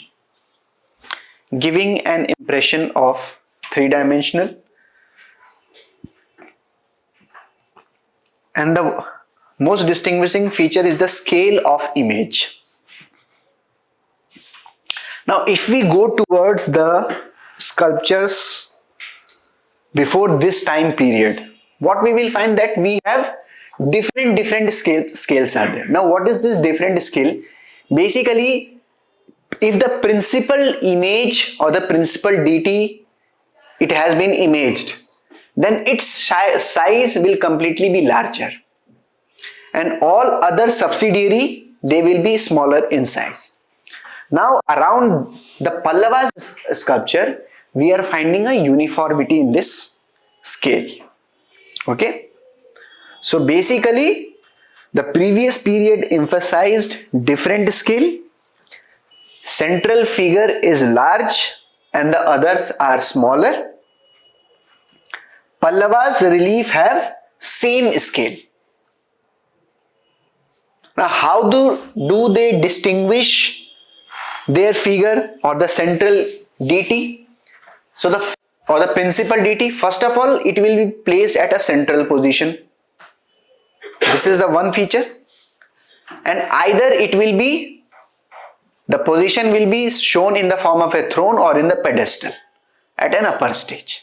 So that way they will try to show the centrality or the principality of the central image. Okay, but the scale will be same. In terms of dimension, in terms of length, in terms of breadth, all will be same. Okay. Example of this Pallava's sculptures are Krishna lifting the Govardhan, Arjuna's penance, Bhagirath's penance, all these are there. So basically how the UPSC can ask question related to these topics, that where the images has been found, in which temple it has been given, all these are very much important. So I will definitely say, see, after going through my notes, your understanding will be clear. What are the various forms and differences are there? Apart from this, it doesn't mean that what I have taught to you, it is a substitute to the NCERT. Never take it that it is a substitute to NCERT. Go take that particular topic, read that particular NCERT, and whatever the value additions are there, try to read it. Whatever the factual information, examples are there. And the most prominent, the images, whenever you are getting images, below that caption is there. What is the image, where it has been found, to which dynasty it is related, or at which place it is located, all those are very much important. So do, and these things are there which are useful for your PT purpose, apart from whatever the features and the things I am telling to you. Okay. Now, so this way we have done with the temples and the sculptures of the Pallavas. Okay. Now we are coming to the architecture under the Chalukyas.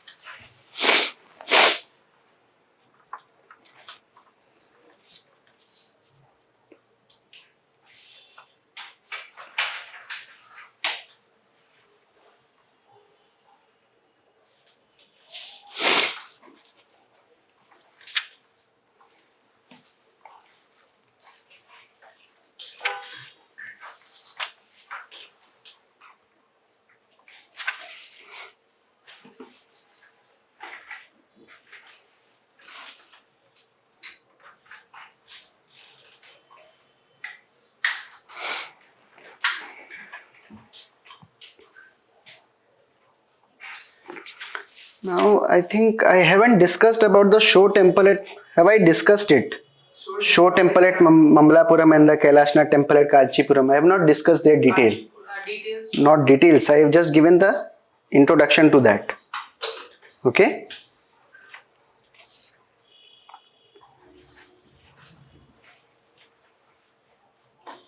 So write down about their features. It is important to note down. Okay. The structural temples, additional information I am giving you about the structural temples of the Pallavas. Two examples I have discussed. That is the Shore temple. Okay. And that is another is the Kailashnath temple. Okay. So basically these temples added a new element to the architectural plan. That is, they were built within a walled complex, a typical feature of the Dravida style.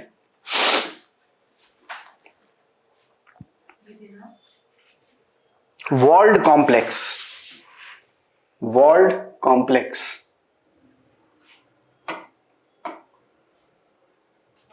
Much more it will get clear when we study the temple architecture. Okay. So write down some points about the Shore temple. It has 3 different shrines. 2 dedicated to Shiva and 1 to Vishnu.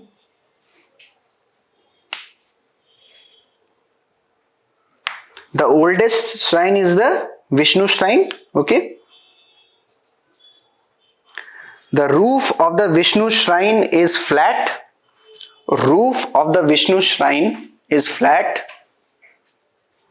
Whereas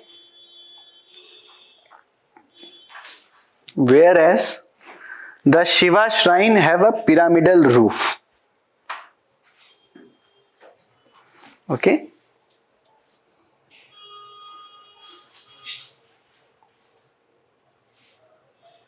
Raja Rajeshwar temple or the Kailashnath temple as we refer to it.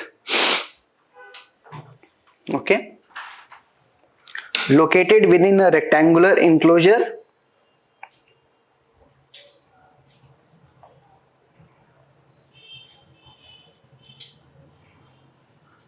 The main shrine is square in shape.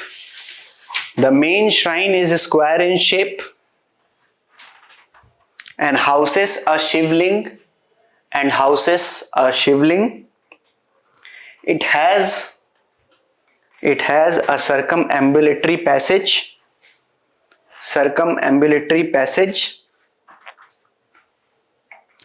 The roof is pyramidal in shape. Circumambulatory passage is square in shape. And houses a shivling. It has a circumambulatory passage. The roof is pyramidal in shape. Topped with a stupika. It is an element of decoration. Okay, which is associated with Hindu temple.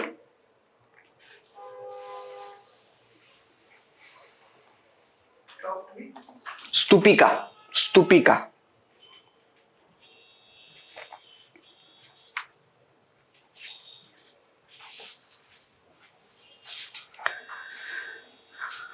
Now we are dealing with the architecture under the Chalukyas. Okay.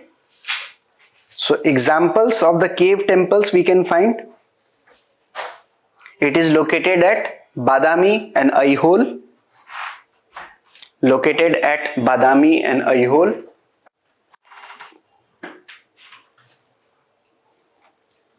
So we have 3 temples here, 2 for Vishnu and 1 for Shiva.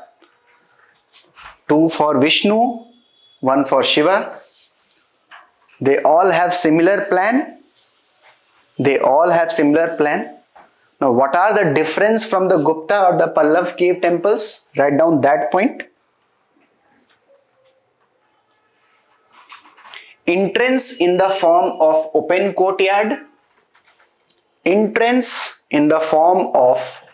open courtyard which leads to a closed veranda.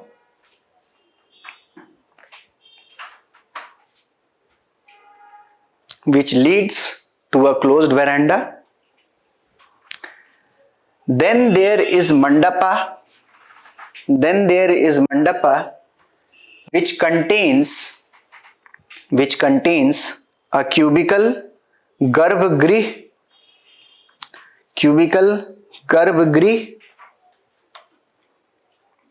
Pillars are square shaped.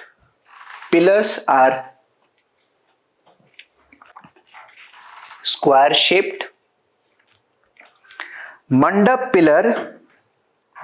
pillars are round in shape and cushion capitals.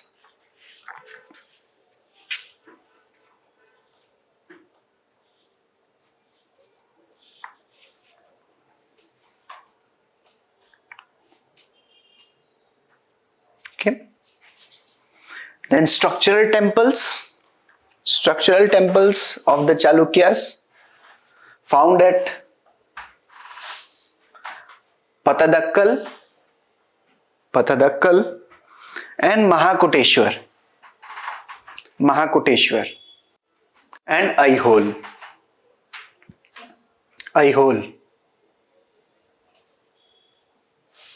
Patadakkal, Mahakoteshwar and Aihole. So these temples are built with large stone blocks,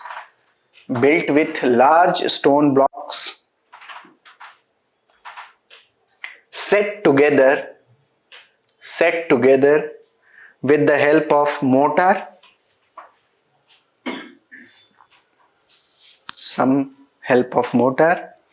Both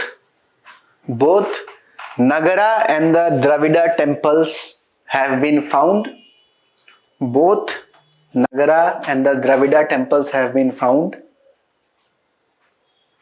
And some are unique which cannot be classified.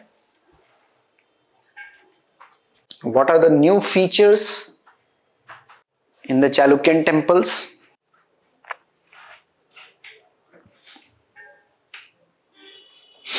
Open porch,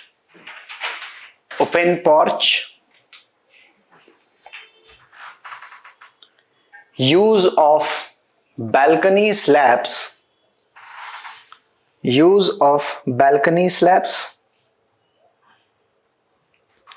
and carving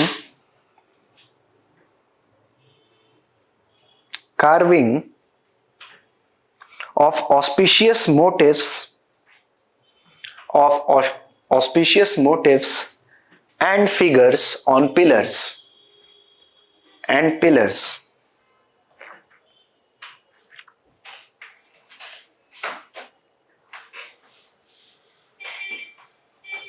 Okay, some temples which has been examples of some temples from Aihole: Gaudara Gudi,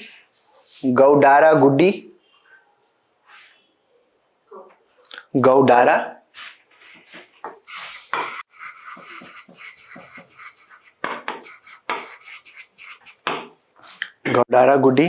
Then we have Chikki, and then we have the Lad Khan temple or the Lad Khan temple. Okay, these temples have unique plan.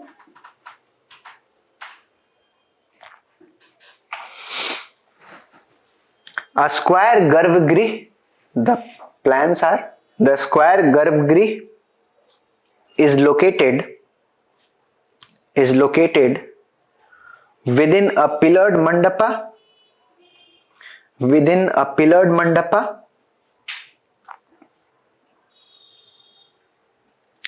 The mandapa may be open as in Gaudara Gudi, or closed as in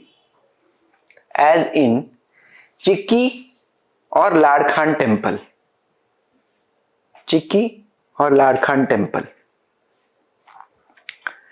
temples are built on a platform. Temples are built on a platform provided with a staircase. Roof is slightly tilted or slanted.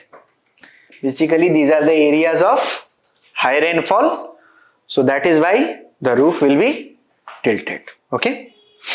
It is assumed that these temples were earlier as assembly hall and they were later converted into temples. Okay.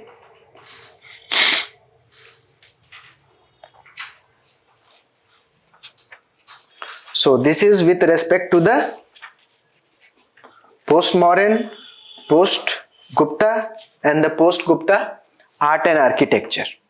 Okay. Now we will study with the temple architecture. That is the most important. चलो चलो अभी कुछ नहीं हुआ है, हो जाएगा सब हो जाएगा. पुश करो अपने आप को.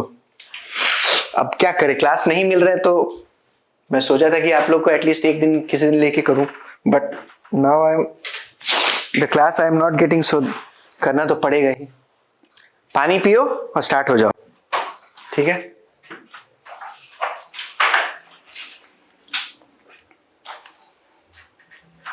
पानी पियो और स्टार्ट हो जाओ.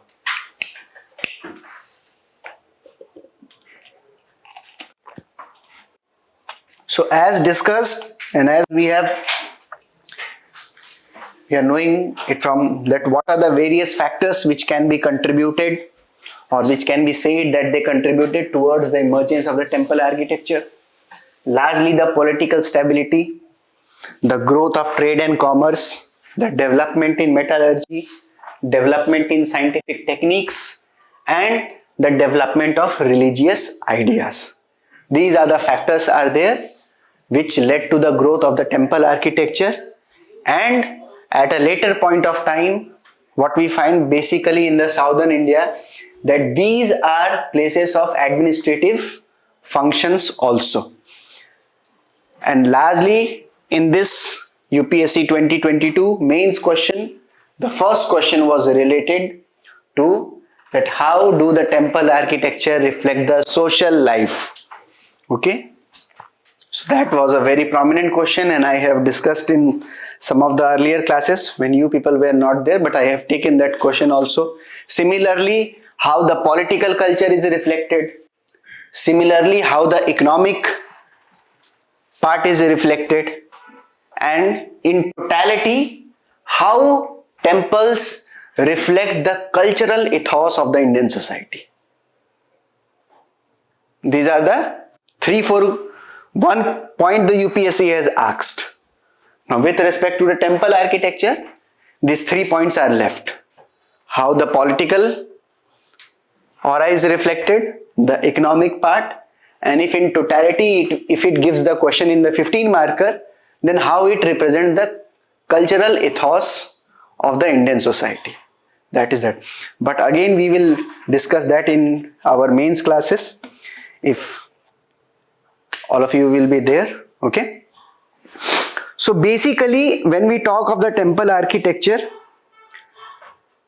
various texts are there which deals or which talks about this temple architecture. Some of the examples are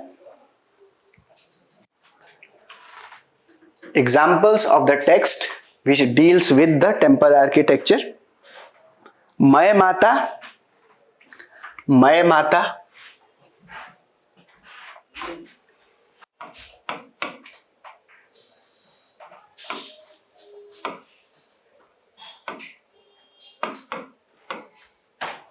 have Maya Mata, Mansara, Maya Mata, Mansara, Shilp Ratna,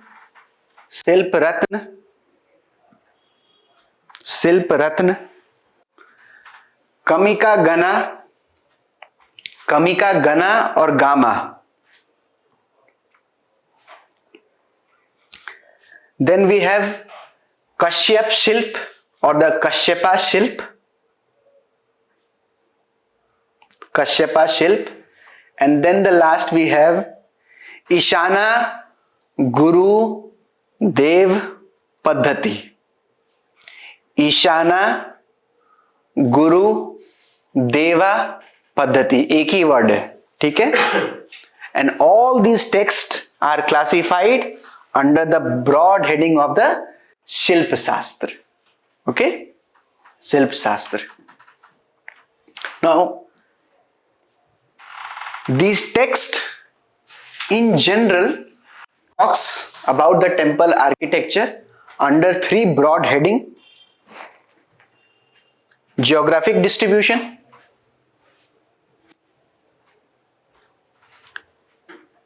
distribution from the point of view, differentiation from the point of view of shapes, presiding deities and caste. Never understand that this temple architecture, geographical distribution, differentiation from the point of view of shapes, presiding deities or the castes. Okay, never ever this temple architecture first of all represent any kind of religious differentiation. Remember that. Don't understand that if the word temple is used that only it is Brahmanical in nature. Even Buddhist, even Jains temples are also there, and many other forms are also there. Also remember that this classification of this Nagara style or this Dravida style, sometimes you will find that geographical locations are assigned. That from the Himalayan region and up to the Vindhya region, it is basically referred to as the Nagara. And below to that, we have the Dravida, and basically the Deccan part, it is referred to as the Vesara. But if we try to understand, the first example of the Nagara style is not from the North India, but is from the South India. It is, we find it in the eye hole.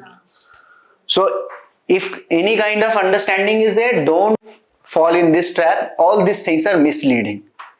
Basically, we don't have to take into one factor. Okay, simultaneously we have to take factor, whether be it its shape, be it location, or whatever the deities are there.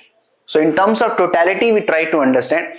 And basically this classification of this Nagara, this Dravida or this Vesara, these texts which the Shilpa Shastra I have taught you about, or I have given the names here, they provide this kind of classification, and it largely reflects that their geographical knowledge, geographical understanding was lacking.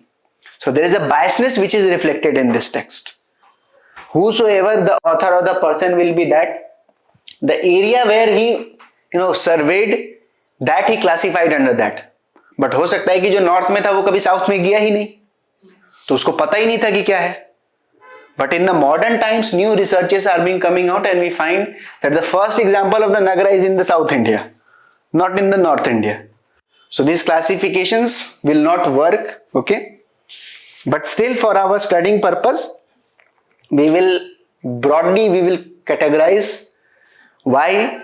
Because NCERT has done the classification, and all of us, we are here to become, or all of you are here to become the Sarkari Damad and the Sarkari Bahu. So all of you have to follow that practice only. Okay? So your boss cannot be wrong. And why the NCERT is a government text. Okay? Yes. So to begin with, the temple architecture, basically it was a simple structure. Initial plan or the initial feature of the temple architecture will be, it basically comprised of a square garbhagriha. It basically comprised of a square garbhagriha for the deity, and a mandapa for sheltering the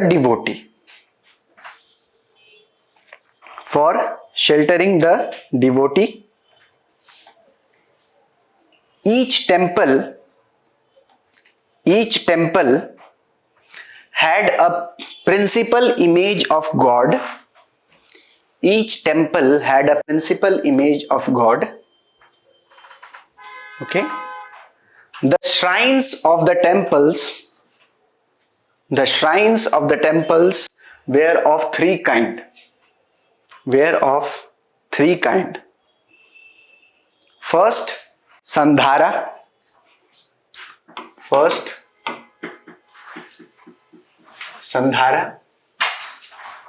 That is without Pradakshina Path.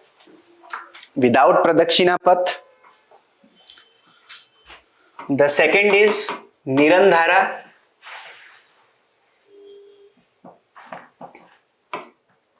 With Pradakshina Path. And the third is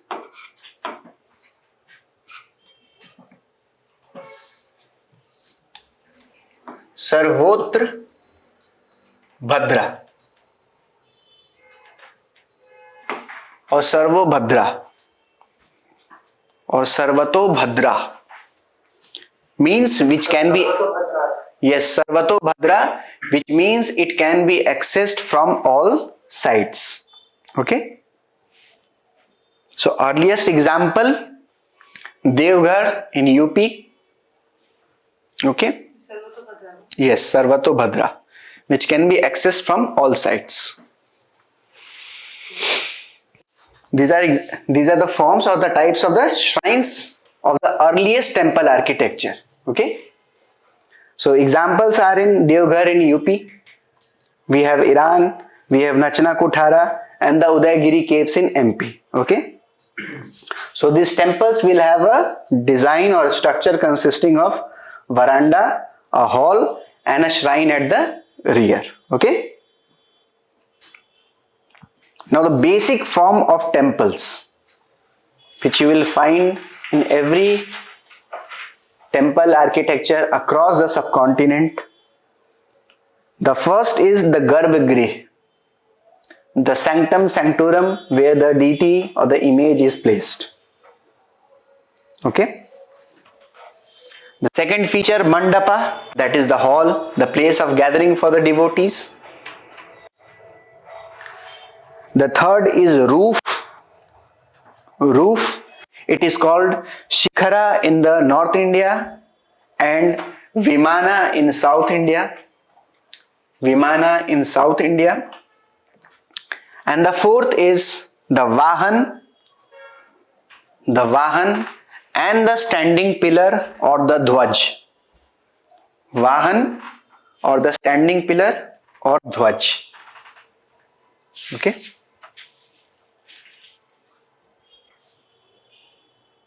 Now basically, if we study the kind of ornamentation and the sculptures which has been represented in these temples, the position you have to remember, that is very much important. So basically in the northern India, river goddesses, that is Ganga and Yamuna, we basically find in the entrance of the Garbhagriha. So the moment you are entering from the main temple is there, you will not find it in the outer wall, the images of the Ganga or of the river goddess. The moment you go towards the Garbhagriha, that is where the principal image is there, and here a walled complex will be there, then here you will find the images of this river goddess or the Ganga. Okay, remember that. Okay.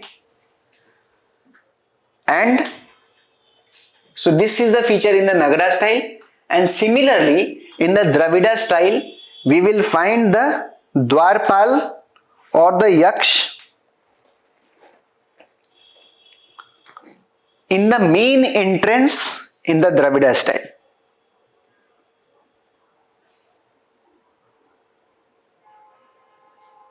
Sometimes the Mithunas, the erotic images, Navgrahas, that is the 9 auspicious planets, and Yaksh are also placed at entrance. Okay. Now again, this cannot be generalized. Why? Because we have to study each and every temple. We cannot generalize this feature again. Okay? But by and large, if in the North India, if the question is asking about the position of the river goddess, then you always remember that it is in the Garbhagriha. The entrance of the Garbhagriha, not the entrance of the temple. Remember that fact. Okay? Sometimes we also find deities of direction. Deities of direction. That is Ast Dikpalas. Ast Dikpalas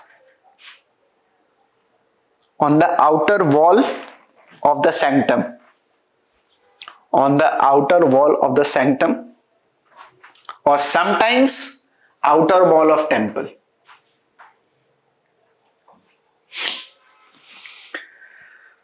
Now ornamentation, what kind of ornamentations are associated with this temple architecture? You have to remember this generic term. So they will, first of all write down, I will then frame the question. Gavashka, Gavashka,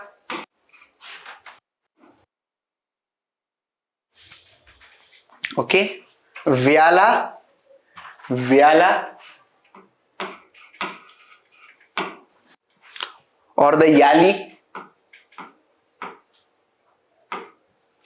okay, Kalplata, Kalplata, Amalak or Amlaka, and the Kalasha or Kalash,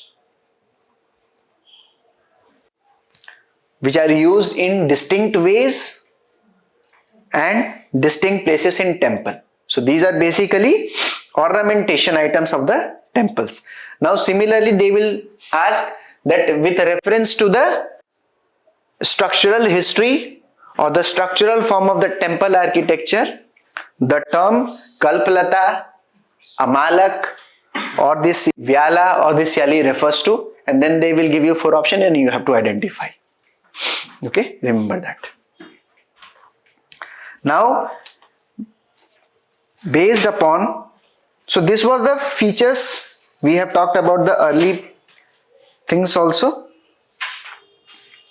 Now, if we talk about the development of the temples during the post-Gupta period. So early Gupta period, we are finding this early forms of architecture. Okay. Now if we go towards the post-Gupta period, now here the designs of the temples are becoming elaborate. Okay. And it is in this period that we find 3 kind of distinct temples. That is the Nagara, Dravida, and the Vesara. Okay, Nagara, Dravida, and the Vesara. Now about the Nagara temple. It is square in plan, with number of projections in the middle,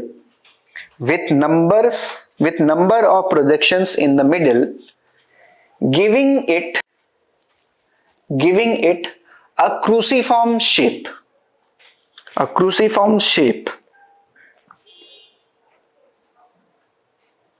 The temple's elevation is marked by a conical or curvy linear shikhara.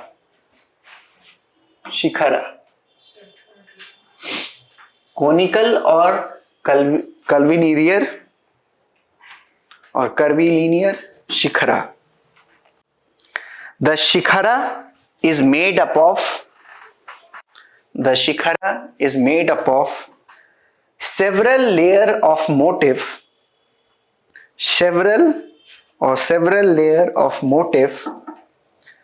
usually crowned by an amalak.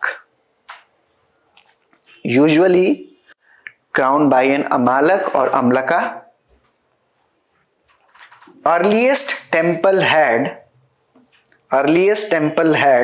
1 tower Later temples have several. The Garbhagriha is always located directly under the tallest tower.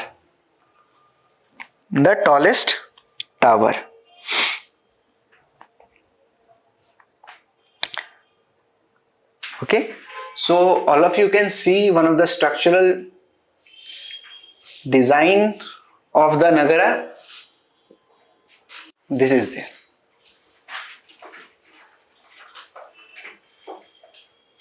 So this is Kalash, Amlaka. This entire part is Shikhar. We have Garbhagriha, and this entrance is known as the Pitha. This is the basic understanding of the feature of the North or the Nagara style of architecture. Okay. Now, in the Nagara architecture or the Nagara style itself, there are further subdivision of the Shikhara. That is the roof of this temple. They have further subdivision, and these are three. Three divisions are there. First is the Rekha Prasada or the Latina type. It is square at base. And walls curve or slope inward. So this is an example of the Latina type. Here it is, if we talk about the Latina, what will be that whenever the Shikhara is going on, it will go in this way. Like in this way. So there will be a structure like this. It is in this way. This is the Rekha Prasada or the Latina type. Okay. Now the second division is a Famsana. The building tends to be broader.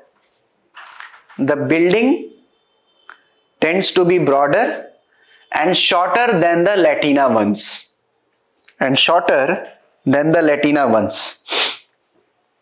The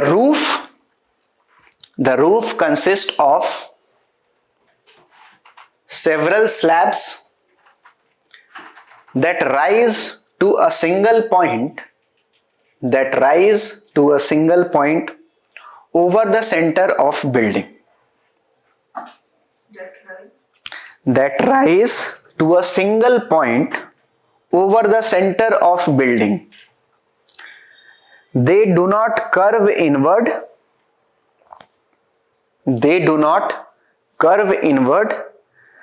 They slope upward on a straight incline.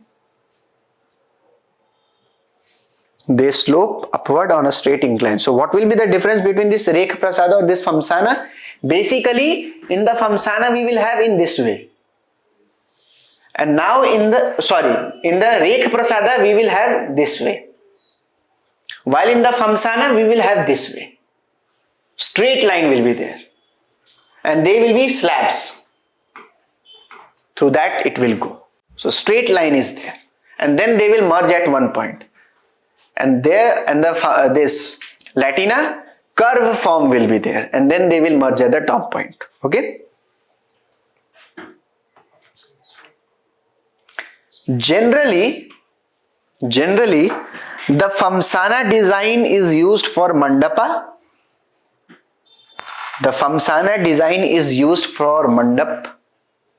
And the Latina was used for Garbhagriha.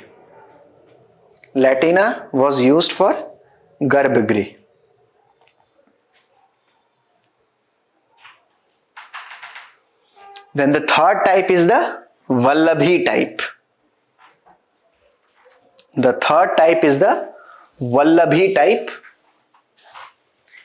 Rectangular building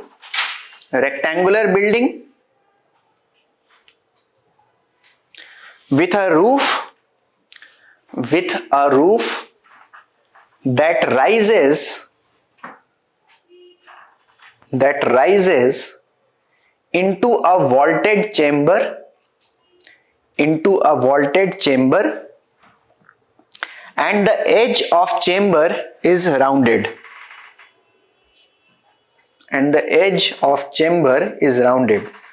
So usually these types of building are called wagon vaulted buildings.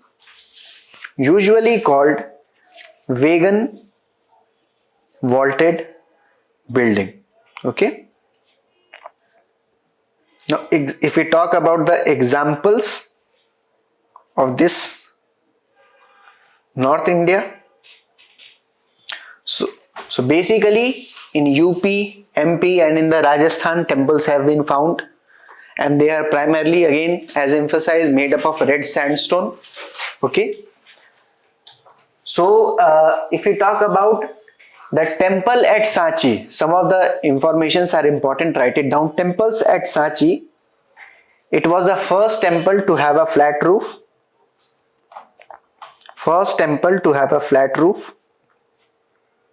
Devghar, temple at Devghar, that is in Lalitgarh.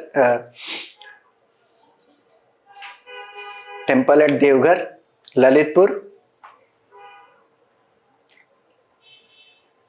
Vishnu temple it is. Okay. And it is a classic example of the late Gupta period. Okay, and a classic example of late Gupta period and a classic example of Nagara style of temple.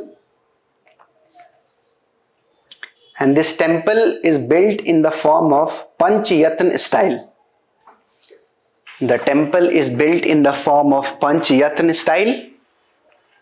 Okay.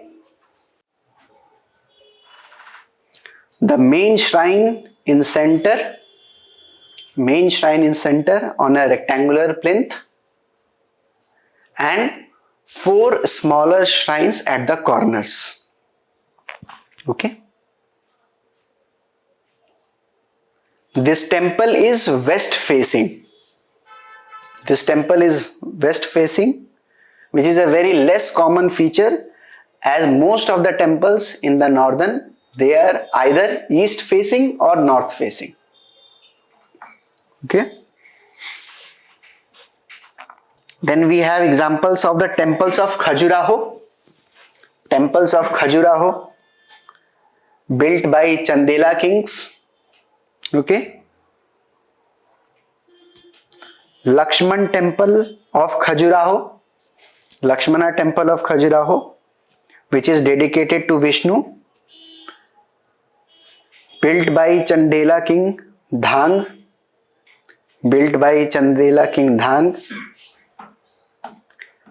Then we have Kandariya Mahadev temple. Yes, Dhang. Chandela king Dhang. We have Kandariya Mahadev temple. We have Jain temples at Mount Abu.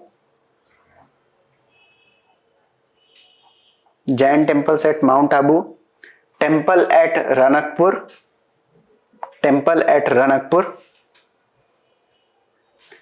Sun temple at Modhera. Built by Raja Bhimdev I of Solanki dynasty.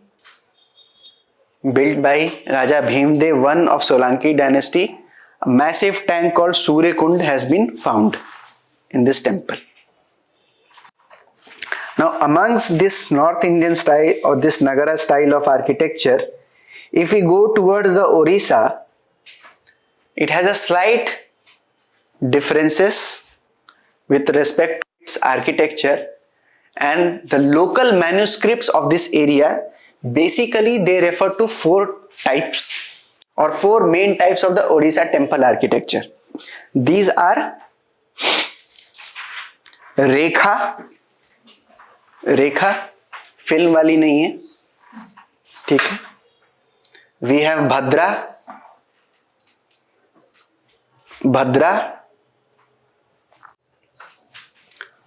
खकहारा,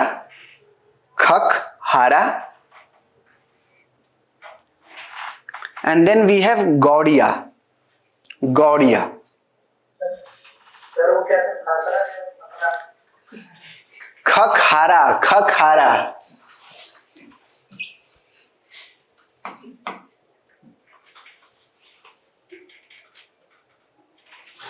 ठीक है? Okay. So these are a distinct sub-style within the Nagara order. Okay. Now we have to understand that what are the similarities and the differences between them. So the Shikhar of the North Indian, it is referred to as the dual.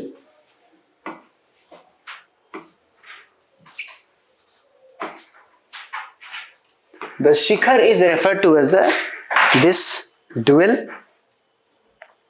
Okay.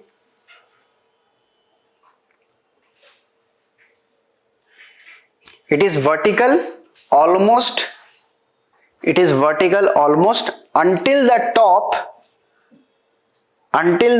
when it curves or suddenly curves sharply inwards.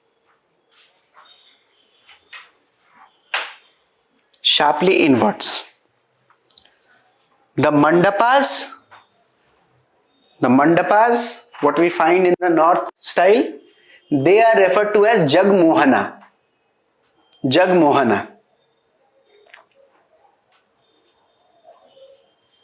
The ground plan is always square.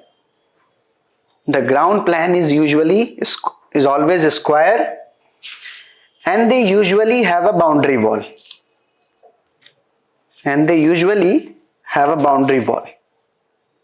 Okay. So these are some of the, in this way you have to remember the features of the Nagara style and the further divisions, basically the orison, sub-style, the subdivisions of the Shikharas in the northern, important, and the examples of the temples and during which time they are built. Okay. Now coming to the Dravida or the South Indian style of temple architecture. Dravida or the South India temple architecture.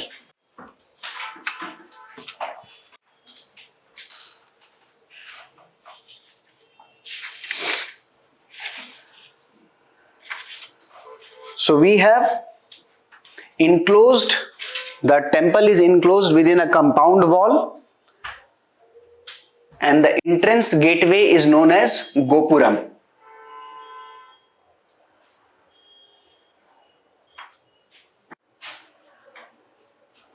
So here you can understand and look a diagram of the Dravida style. Now see where the Shikhara has moved towards. Earlier it was this part that was referred, in the northern part it was referred to as a Shikhara. Now this is the top part, which was the Amalak or Amlaka. That is referred to as the here Shikhara, and it is referred to as the Vimana. Okay. So Vimana. So first of all, it is enclosed within a compound wall, and the entrance gateway is known as the Gopuram. Then we have the Vimana, that is roof, that is stepped pyramid. So we don't find this kind of shapes are there. So you can see here how this temple is growing above. In the form of pyramidal shape it is going on. Okay. This is the example of that. Okay. The Shikhara is the crowning element. Okay. Which is equivalent to the Amlaka or the Kalash of North India. And the shape of the Shikhara is octagonal cupola. Okay. इन सब terms को बस आपको याद रख लेना है, क्योंकि फिर तो आप आर्किटेक्चर में जाके आपको पढ़ना पड़ेगा कि हर एक का मीनिंग क्या होता है. So you just remember that term basically, and what is the basic figure, what is the basic design related to each form. Okay. Then we have the large water reservoir.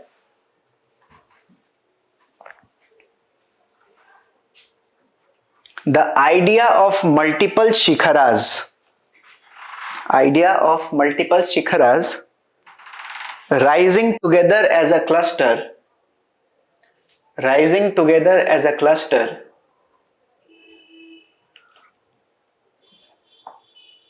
is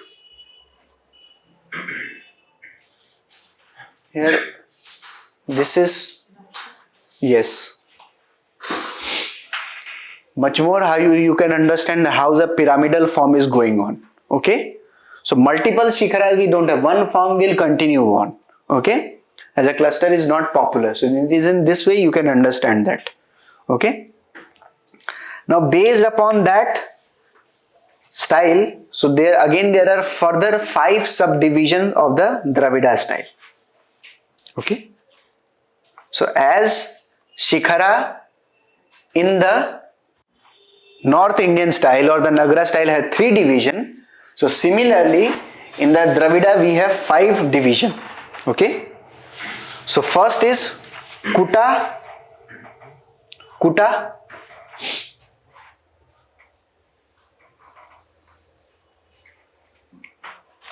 We have Kuta,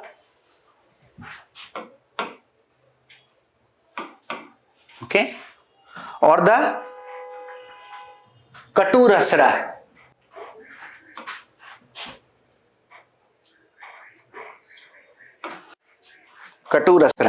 Okay, it basically denotes the shape of square. Okay, then we have Shala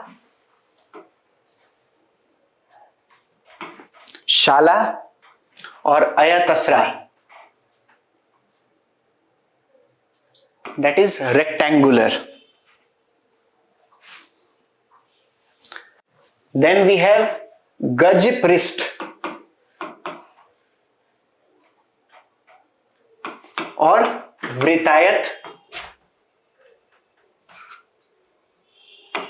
Vritayata, that is elliptical. This is elliptical. Vrita,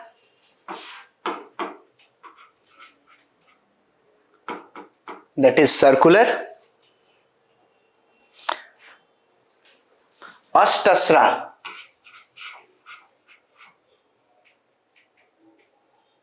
that is octagonal. Okay,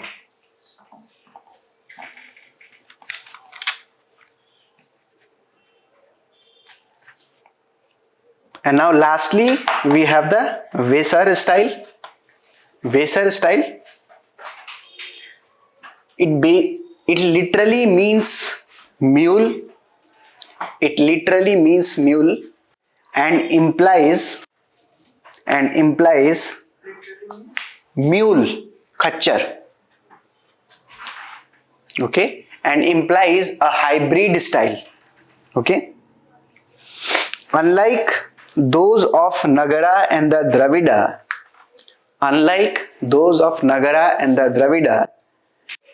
Vesar style emerged in post-Gupta period, and sometimes you will also find that it is referred to as the Deccan style. Okay, sometimes in this way. So now basically what all of you have to remember, that for your convenience part, forms, features, all that has been discussed in the class with reference to temple architecture. Now I have given the examples in a chronological way in your this file, so you remember. Okay, and also the dynasty, it is also associated, so under whose patronage the temples are built. At least try to remember all the examples which has been given here. Okay, remember that, it will be of useful to all of you. So I have given the example of the southern style also. Then we have the northern style. All examples are given in a chronological way. Okay, and then we have the Vesar style. Okay, is it clear? And finally, during this early medieval period, we had the emergence of some of the polity during the early medieval period in the northern or in the northeastern part. Okay, so here some of the important principalities are there. So in Bengal we have the Palas, and then we have the Senas. Okay, their contribution, and also what are the important points for PT are there. The copper plate inscriptions, the sources from which we get information, that is very much important to remember again, and how under Assam the dynasties are coming into existence. The earliest example of the dynasty, even that is also given. Okay, yes. Why learning about Assam becomes, this time it is important to learn. Recently the Ahon king, it was in news. Okay, and it was under prominent, one of its fighter under the Mughal. When I will deal with the Mughal topic, then we will discuss about it some more. But this time, so that is why I have find out the history from where the beginning or the emergence of the state polity, which can traced or which is important, at least in being a student of history we should be knowing about it. So from here at least you should know that who are the important persons are there, what kind of information, the important rulers and their place or seat of capital, that is important. Okay, so in this way we have finished with our art and the culture portion of the entire ancient history and the early medieval period. Okay, going up to the Turkish invasion.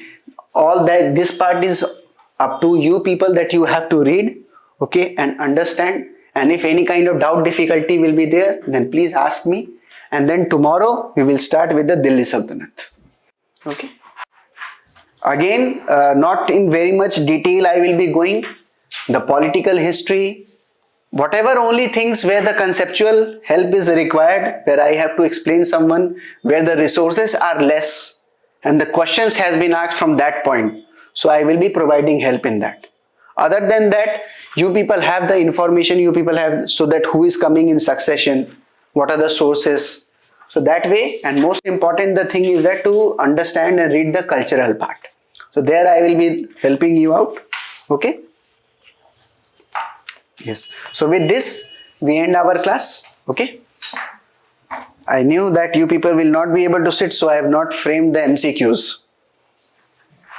Okay, for that reason I have not framed the MCQ, because people have already set more than what you people have a limit of daily.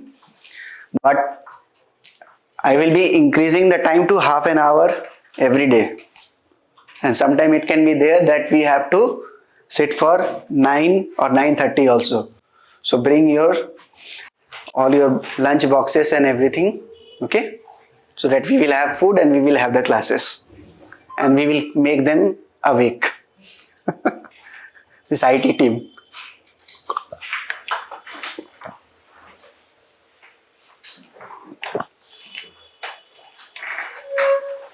Okay, go read, revise, and keep this in mind. Do not forget the NCERT, the fine art book from chapter number 4 to chapter number 7. When you are reading that book, you will find one more topic, that is the mural painting. As far as the mural painting are concerned, the only thing conceptual is that whatever the painting is done is wall, that is referred to as a mural painting. Now, after this, you have to learn the examples of that. What are the prominent examples are there? That is the only thing you remember. Okay, and beginning we can trace it from the prehistoric time period, beginning of the mural painting from the prehistoric time period, and later what are the developments. So examples under whose patronage it was made and what was the figure which was being depicted, that is important. Okay, so study in that format. Okay, So ancient का previous year questions. Ancient का previous year questions करते हैं एक दिन. मैं तो सोच रहा था कि चलो कल ट्राई करते हैं, ठीक है. बट पॉइंट है कि टॉपिक्स ही खत्म नहीं हो पा रहे हैं. That is why I am concern. We have a limited number of class and I'm not. चलो देखते हैं किस दिन हो पाता है. ठीक है. We'll try to do it. Okay. Any question, any doubt, any difficulty? No, everything is clear. Okay. Okay. So with this I'm ending. ये टेंपल को डीवल बोला जाता था. टेम्पल को डीवल नहीं बोला जाता था. विमान. Yes. जो उसका जो शिखरा जो होता था, that is exactly referred to as the duel. Okay. Okay. So I'm ending the session and we will meet tomorrow. Okay. Yes. The first step towards achieving your dreams is having the right coach. Get the best education with Lukmaan IAS and make your UPSC dreams come true. Download the app now.